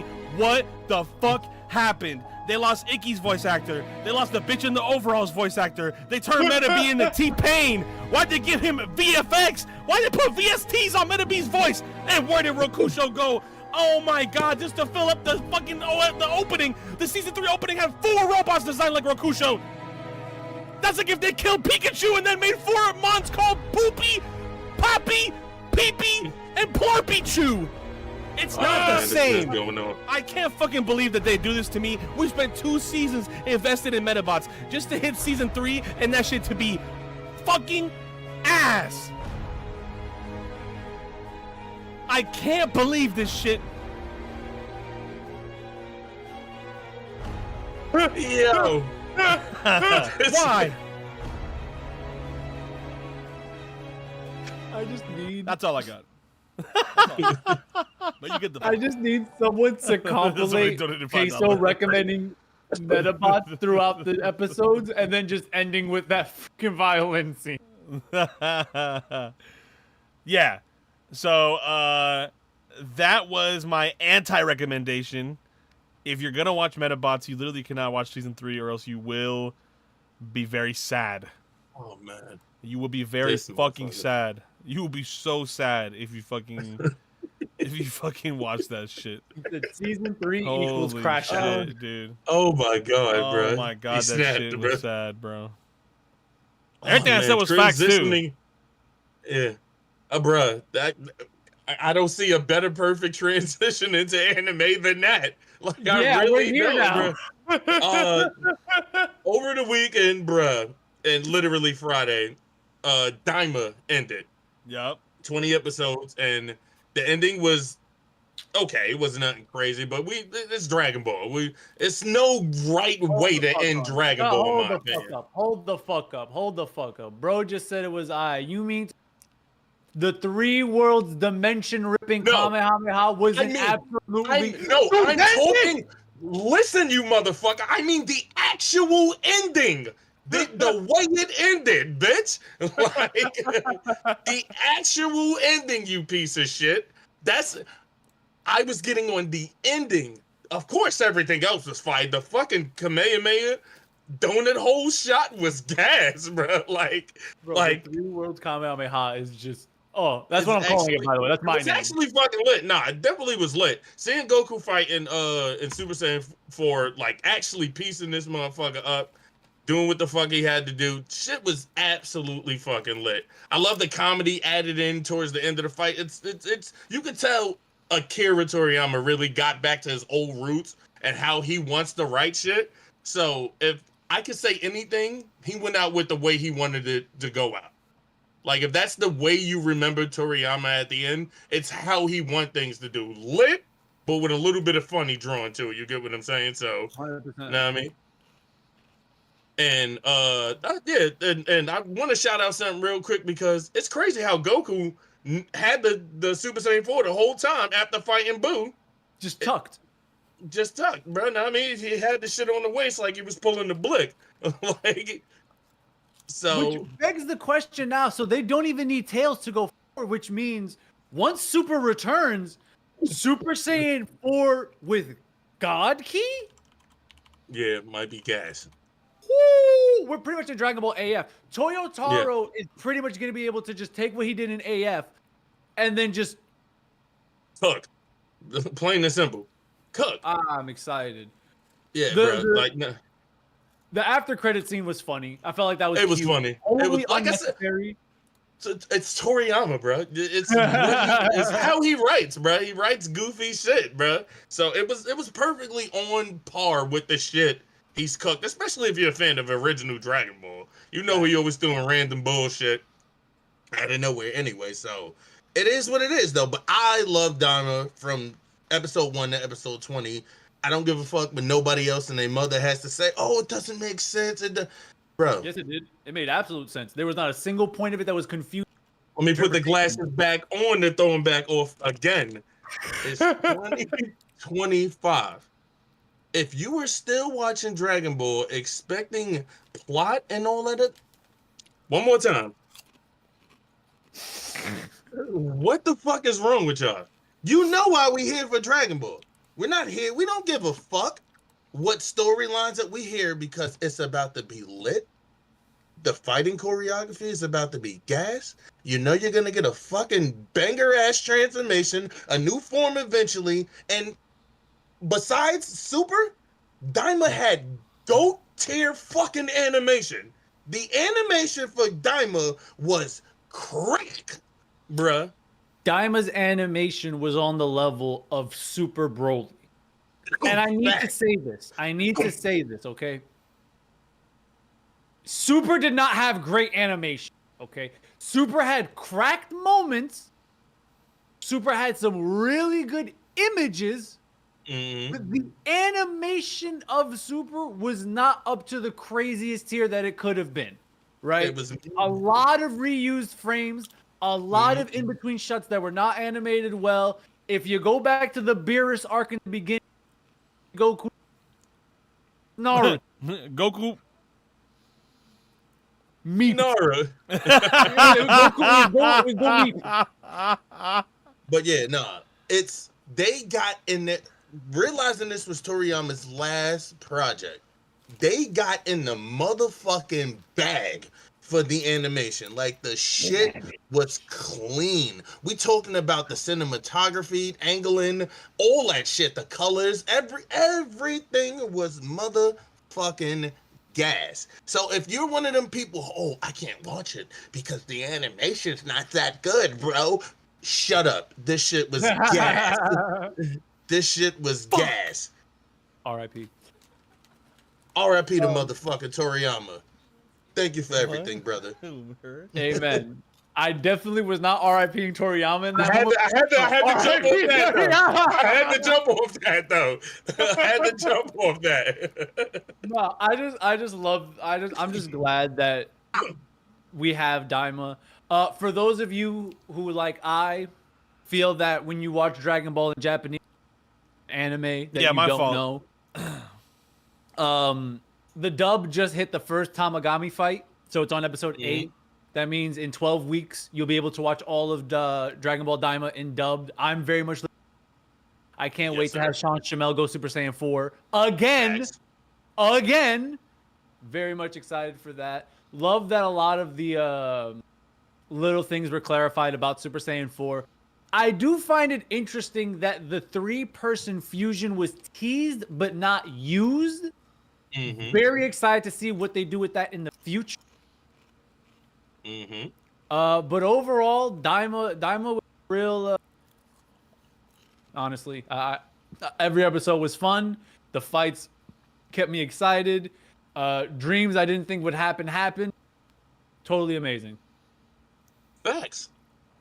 Like, bruh, shout out to Dragon Ball, bruh. I wouldn't be, not even just me, most of us here wouldn't be anime fans without Dragon Ball. So whether you like Daima or not, just respect the fact that the GOAT cooked it up, bruh.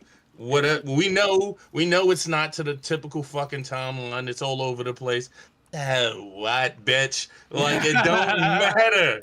It don't matter. It never has mattered with Dragon Ball. This is not One Piece. We don't care about the dots connecting with Dragon Ball. If this was One Piece, I would be mad. But that's not the case here. That's not what we're here for. It's not what we're here for. I'm one of them people that when I watch an anime, I watch it for what it presents. What it presents. If it's presented in a certain way, I'm not about the bitch about it not being like this, because it's supposed to be like this, because that's how the writer, the author, the illustrator, that's how they cook. That's how they create. So I'm like, all right, fuck it. That's just like if you watch Fairy Tail. Oh, Fairy Tail's too weird and funny. Duh. Like, when hasn't the author not made a project that was like this? Whoa, we're not gassing up Fairy Tail right now. That's crazy. No, I'm not. Who's gassing? I'm just saying that's what it is. Fairy Tail is Fairy Tail. That's the opposite of gas. I got scared. I heard the word fairy tale, and I was making sure. No, I'm not about to call it the greatest thing since sliced bread. We're not doing that, bro. I don't want to make sliced bread fans mad. Like, I'm about to say that shit is definitely unsliced bread. Listen, I'll eat a loaf. Bruh. No, fuck Fairy Tail. And from there, I'd rather watch Black Clover than watch Fairy Tail. I'll say that. Yeah, I fuck with Black Clover. No, I don't like that because you're still insulting both of them in that moment. I knew I have personal beef with that. I knew he was gonna take that, but I'll never take that shit laying down. Speaking of animation, one of the most well-animated animes, the movies, finally got a date. Yes, I'm talking about motherfucking Demon Slayer. So for all Demon Slayer fans, which there tends to be a lot, just know these final 3 movies are gonna be fucking heat. They're going to be animated well because they're all 3 movies. And if you've seen any of the Demon Slayer movies, you know they don't fuck around. They ain't fuck around with animation in the show. You already know they're about to go crazy. For the last 3 movies, the first one will be out in July. I believe it's July 17th or 18th. There's one of them shits. Just mid-July. And this year, and we're going to see my boy Zenitsu cook. Yeah, we're just gonna see my boy cook. If you remember the last episode of the last season, he was locked the fuck in, falling into the castle. He is up first. Exactly what that be like. He is up first, and this man is about to cook. Plain and motherfucking simple. This boy is gonna go the fuck in, bruh. Shout out to my boy. But yeah, anime was really kind of light. I'm gonna let Peso get into the manga shit. You already know how that goes. We good. Hold on. So in terms of manga, actually, wait, hold on. I'm actually going to interject another anime conversational point that we did not bring up that I would like to bring up. Go ahead. Leveling. Oh, yes. So there's actually been a lot of discourse. The latest episode of Solo Leveling, most disliked episode of Solo Leveling thus far. And I understand why. I understand why, and it's absolutely the showrunner's fault. It don't make no sense too at the same time, though. In the manhwa, you get a lot more of Sun Jin-woo's introspection, and you get none of it in this. In the manhwa, every time Sun Jin-woo levels up, every time he gets stronger, every time he kills a human being, remember, this guy was weak and he cares about life, he would always comment that he feels a part of himself dying. He would always comment that he doesn't feel how he thinks he should feel about these things that are happening in his life. And then to reach this point, which, by the way, you idiots, the whole plot of the show was to save his mother. Facts. To get to the point where he can finally end his story, that was supposed to be the moment of pure elation, but in that moment he realizes, I am absolutely not the same person my mother knew before she hit the eternal sleep syndrome. Facts. So there was a lot more in the manga that built and developed that crisis of consciousness and personality, that because the anime just went so hardcore on the action, you don't get. So when you get to that scene where he's like, at some point that I cross a line that I can never from, that is supposed to be a very traumatic, impactful moment for Sun Jin-woo. But because the show wrote out all of the actual story and just left the major plot points in action, you miss out. You don't get any of the conversations or interaction between the shadows. You don't get any of the internal introspection from Sun Jin-woo. You miss out on a lot of the actual, the heart of the show. So I understand why fans were upset, but also, please, take the 2 brain cells that you have left from TikTok cooking out dumbasses and roll them together! 2. Think! Mark! 2. Think! Bro, I'll say, and at the end of the day, it's like, bro, I get it. Motherfuckers, most people who watch anime are action junkies. I get it. Which begs the problem with like a Vinland Saga season 2. But at the same time, Vinland Saga overdid that. So I can understand why people got mad. It's not even a full episode. It was an episode and a half of Jinwoo like coming to a realization of how fucked up shit is, how it changed him as a person. And then you got some wholesome moments between him, his sister, and his mother. You got that for maybe 10 minutes and y'all bitching? Yeah. 10 minutes. If that, I might be wrong. It might be longer than that. Like, it's one episode, and it's the entire arc. Like, that's the thing that people don't understand. This arc that we were in for the first part of season 2 was the mother resuscitation arc, the Jeju Island arc. It was the S rank hunter arc. The I'm saving my mother arc. Exactly. Point blank motherfucking period.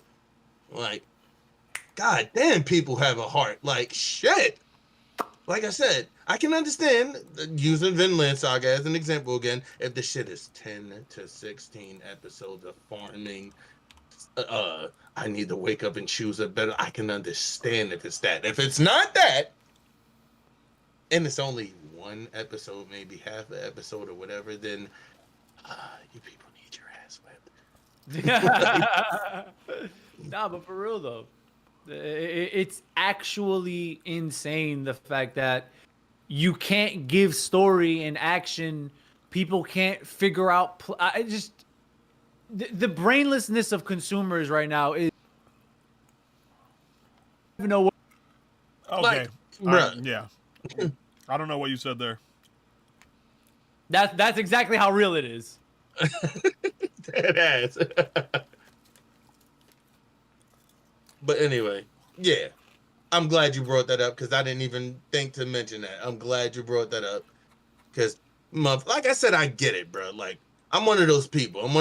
I need to see something funny or I need to see somebody getting their ass beat. But at the same time, if you inject within the ass beatings the actual reason for the fucking arc behind it, then okay, I'm good.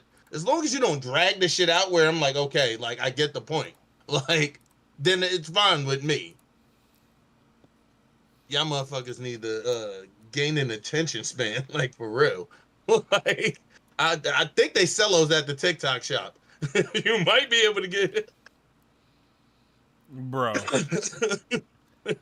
I'm just saying. No, but that's been a problem for a little while. I mean, we saw that a lot in the JJK fandom too. Yes. Facts. Big motherfucking facts, my guy. Is there anything else even on the docket for anime? No. I think that's it, bro. I think that's it. So we got to do the manga-wise. I don't think anything crazy happened. New One Piece, literally just like we're just getting to the next chapter. You know what I mean? Yeah, second chapter of the Dragon Ball one shot. Like it was nothing crazy. Not that I remember. It was nothing crazy. Nah. Nothing crazy. Oh no, I got one. New Berserk. I'm gonna say it like I said last time. Did drop again. That is true. Another Berserk trap that dropped. I did not expect the shit to drop back to back, but it did.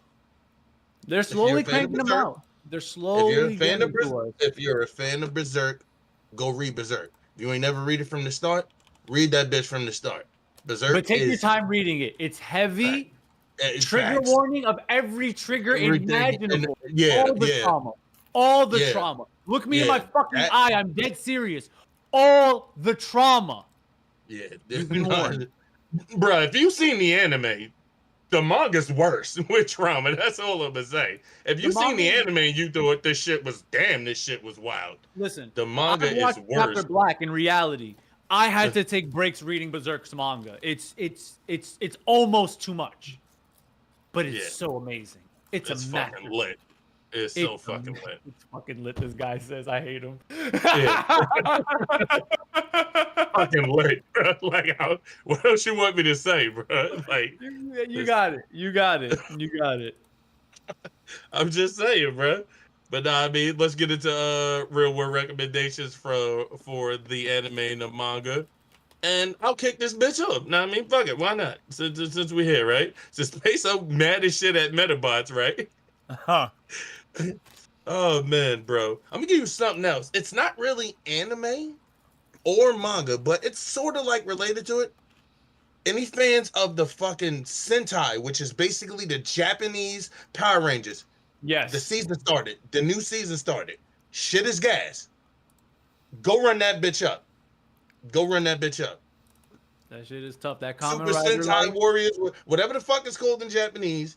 I watched it. The shit is gas. Go run that shit up. New Japanese Rangers, whatever the hell you want to call them.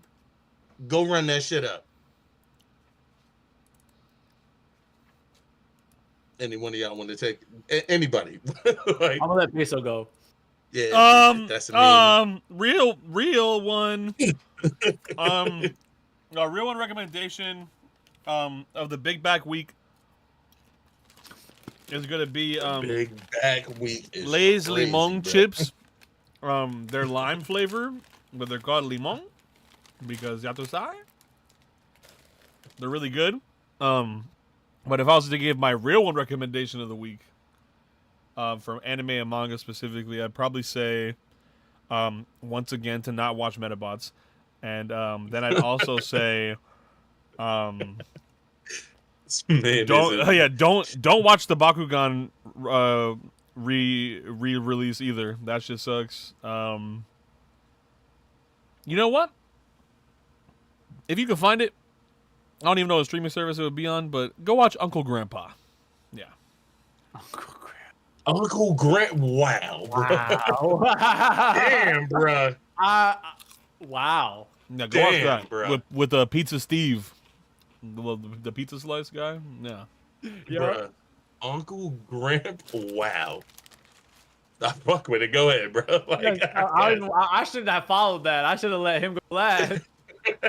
My real one recommendation for the week is to skip season 1 and season 2 of Metabots and just watch season 3. Watch season 3. You disappointed by the changes. Bruh, you are a menace for that. I'm just saying. In the spirit of more non-anime, go watch Aqua Teen Hunger Force. That shit. Yeah, that's my shit, bro. You want to have a good laugh? Bro. You want to reminisce in the days when comedy on television was comedy? Aqua Teen Hunger Force is your skis. Oh, that's my shit, bro. That's a good one. He's snapping, bro. Chad, he's snapping. Yeah, the homie Meatwad, bro. Meatwad get the honeys, G. Meatwad get the honeys, C. Driving in my car, looking like a star. Let me stop. Yeah, bro. Go run that up, bro. That's that gas, bro. I could tell you. But yeah, no. With those recommendations coming in, and nothing really big to talk about for music, I mean, like, shit, we can give some music recommendations and be out. Oh, wait, no. We got to do what we did last week. We got to guess the track, bro. Oh, my goodness fucking gracious. Musical. Oh, my God, the bando, bro. Fuck. We got to guess the... I got you, bro. I'm this guy is bro. crazy. I got you. This guy's crazy. You're actually locked the fuck in. Oh, shit. Difficulty medium. Okay, we finally have something not easy difficulty. Let's go. You know we do every day. I mean, every Monday. Sorry, I forgot the Mon part. Monday, 3 p.m. Music section. We literally had to come up with something more to do because y'all ain't dropping enough. Damn. But yeah.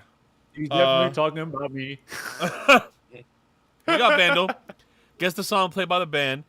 It's released because I'm sorry, my monitor is 2K, so the resolution is small. It's very tiny. Can I zoom in? Hold on. Nice. There you go. So, released in 1983. YouTube views hella. 230 million. Difficulty medium, par 3. Wait, 93 or 83? 83. My fault. Yeah. 83. 19. Yeah, well, no. You might be tripping for a minute. Maybe I glitched because I said 1983. Maybe. Yeah. Okay. Yeah. I think you glitched then. Yeah. But we got the drum and bass first. Oh, hold on. Damn, this could be like a lot of songs. Wait. Facts, bro. It's so familiar, though. I know this. We know this. Huh. Can we play that one more time? Yeah. Run that back one more time. Yeah, that's still at the end.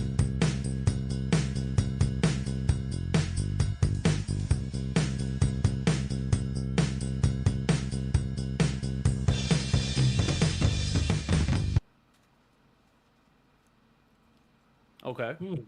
We don't got a guess yet. Yeah, I don't have a guess yet. Definitely don't have a guess, bro. Nah, without a doubt. All right, we're on electric guitar synth.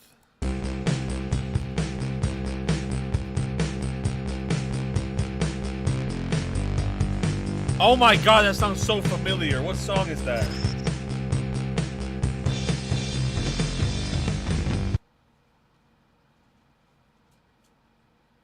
Dude, that sounds dummy familiar.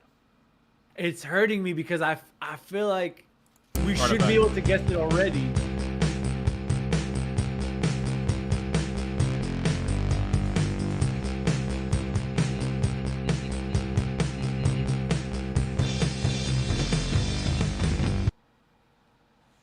Anybody?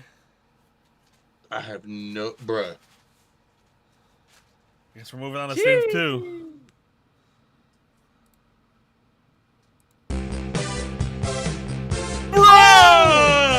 Bruh! I'm so bad. No. I'm so bad because I wanted to guess this last jump.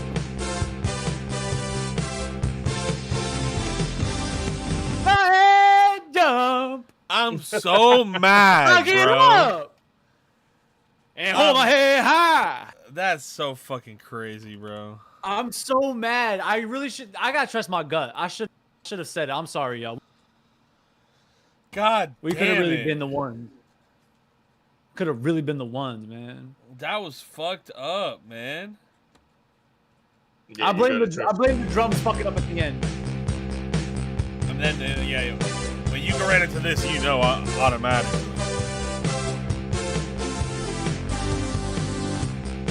Bro, insane. I literally was gonna make a joke. No! Insane, bro. W Bandle. Well, we saw that shit pretty quickly. Par 3, you know how we do. You know, we did hit the par. We'll take that. Yeah, bro, we fell a little bit though because last week we got it on the second. We got it on the second last week. We fell off. It was easy, and it was a par 2. Yeah, it was easy. It was easy, bro. So we're still par for the course, pun unintentional. Yeah, last week was what, Shakira? Yeah.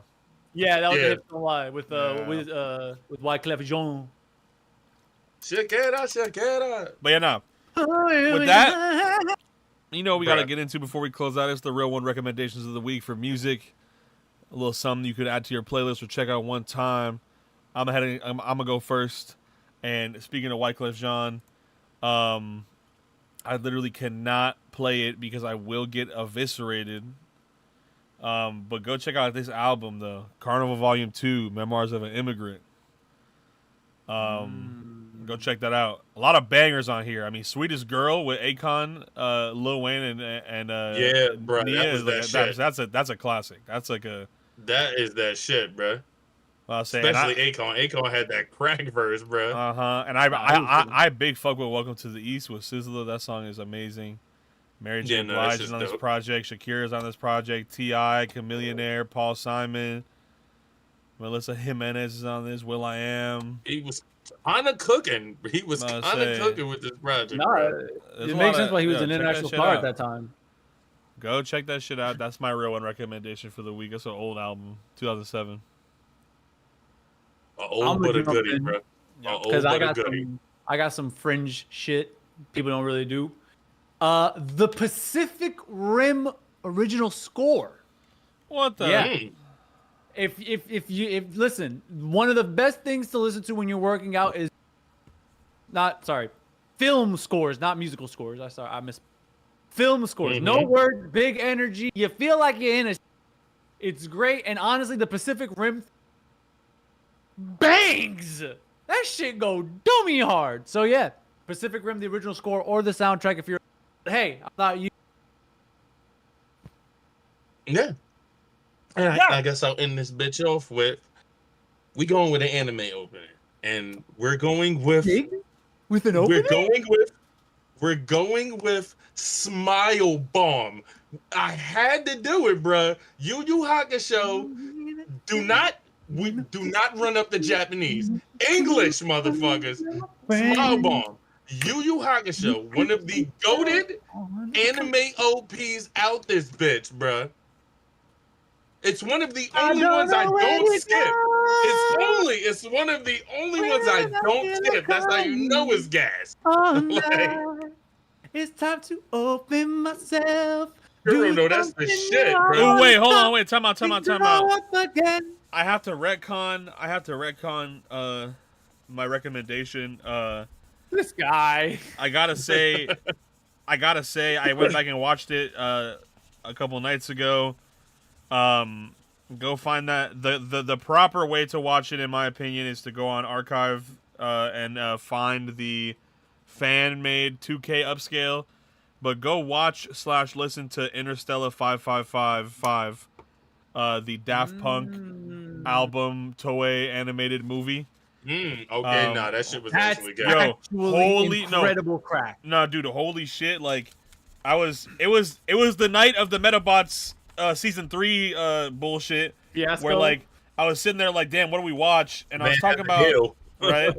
I was talking about some other shit that we could potentially watch, and we tuned into this one website called Toonami Aftermath, where if you guys haven't seen that, it's a website that runs 24/7 DVR TV blocks of old Adult Swim and Toonami stuff, and on weekends they do movies. It's super dope to check out that website and just like zone the fuck out like the old days on some shit, on some unk shit, if I dare say so myself.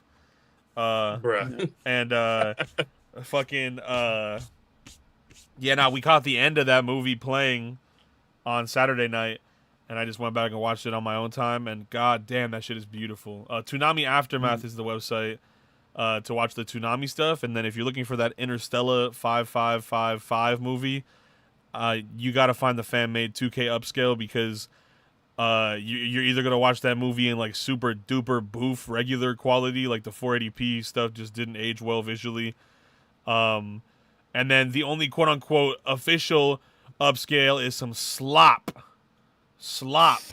because they tried to do a 4K upscale with AI and think nobody would notice, and like it turned out terrible. Crazy. So that's crazy.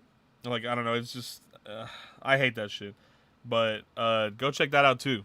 And with that being said, we're out this bitch. I do want to say again, shout out to Mix. Shout out Mix. I'm about to say we had our first official guest. A couple people have already shout out the homie Mix, and potentially being guests on future episodes. You may see a few other nerdcore rappers, maybe a reactor or two, a tractor beam or two. Who knows? Who knows? You never know. Not a tractor beam, bro. You never know what could happen at this point. Could turn on that fourth camera slot, and it's a Popeye's 3-piece spicy chicken tender meal with fries and mashed potatoes and Dr. Pepper. Which would be crazy. That would be crazy. I'm glad it's 5 p.m. Otherwise, I would have had to start describing all that delicious. I'm sorry. Actually, I'm fucking done. But no, real shit though. We're out of here, bro. Shout out to y'all always for coming through and watching shit. Mondays are always a blast. Follow the Twitter. I'm gonna get us up on Spotify by the end of the month. And then that's it. There's nothing else for me to say. Bye.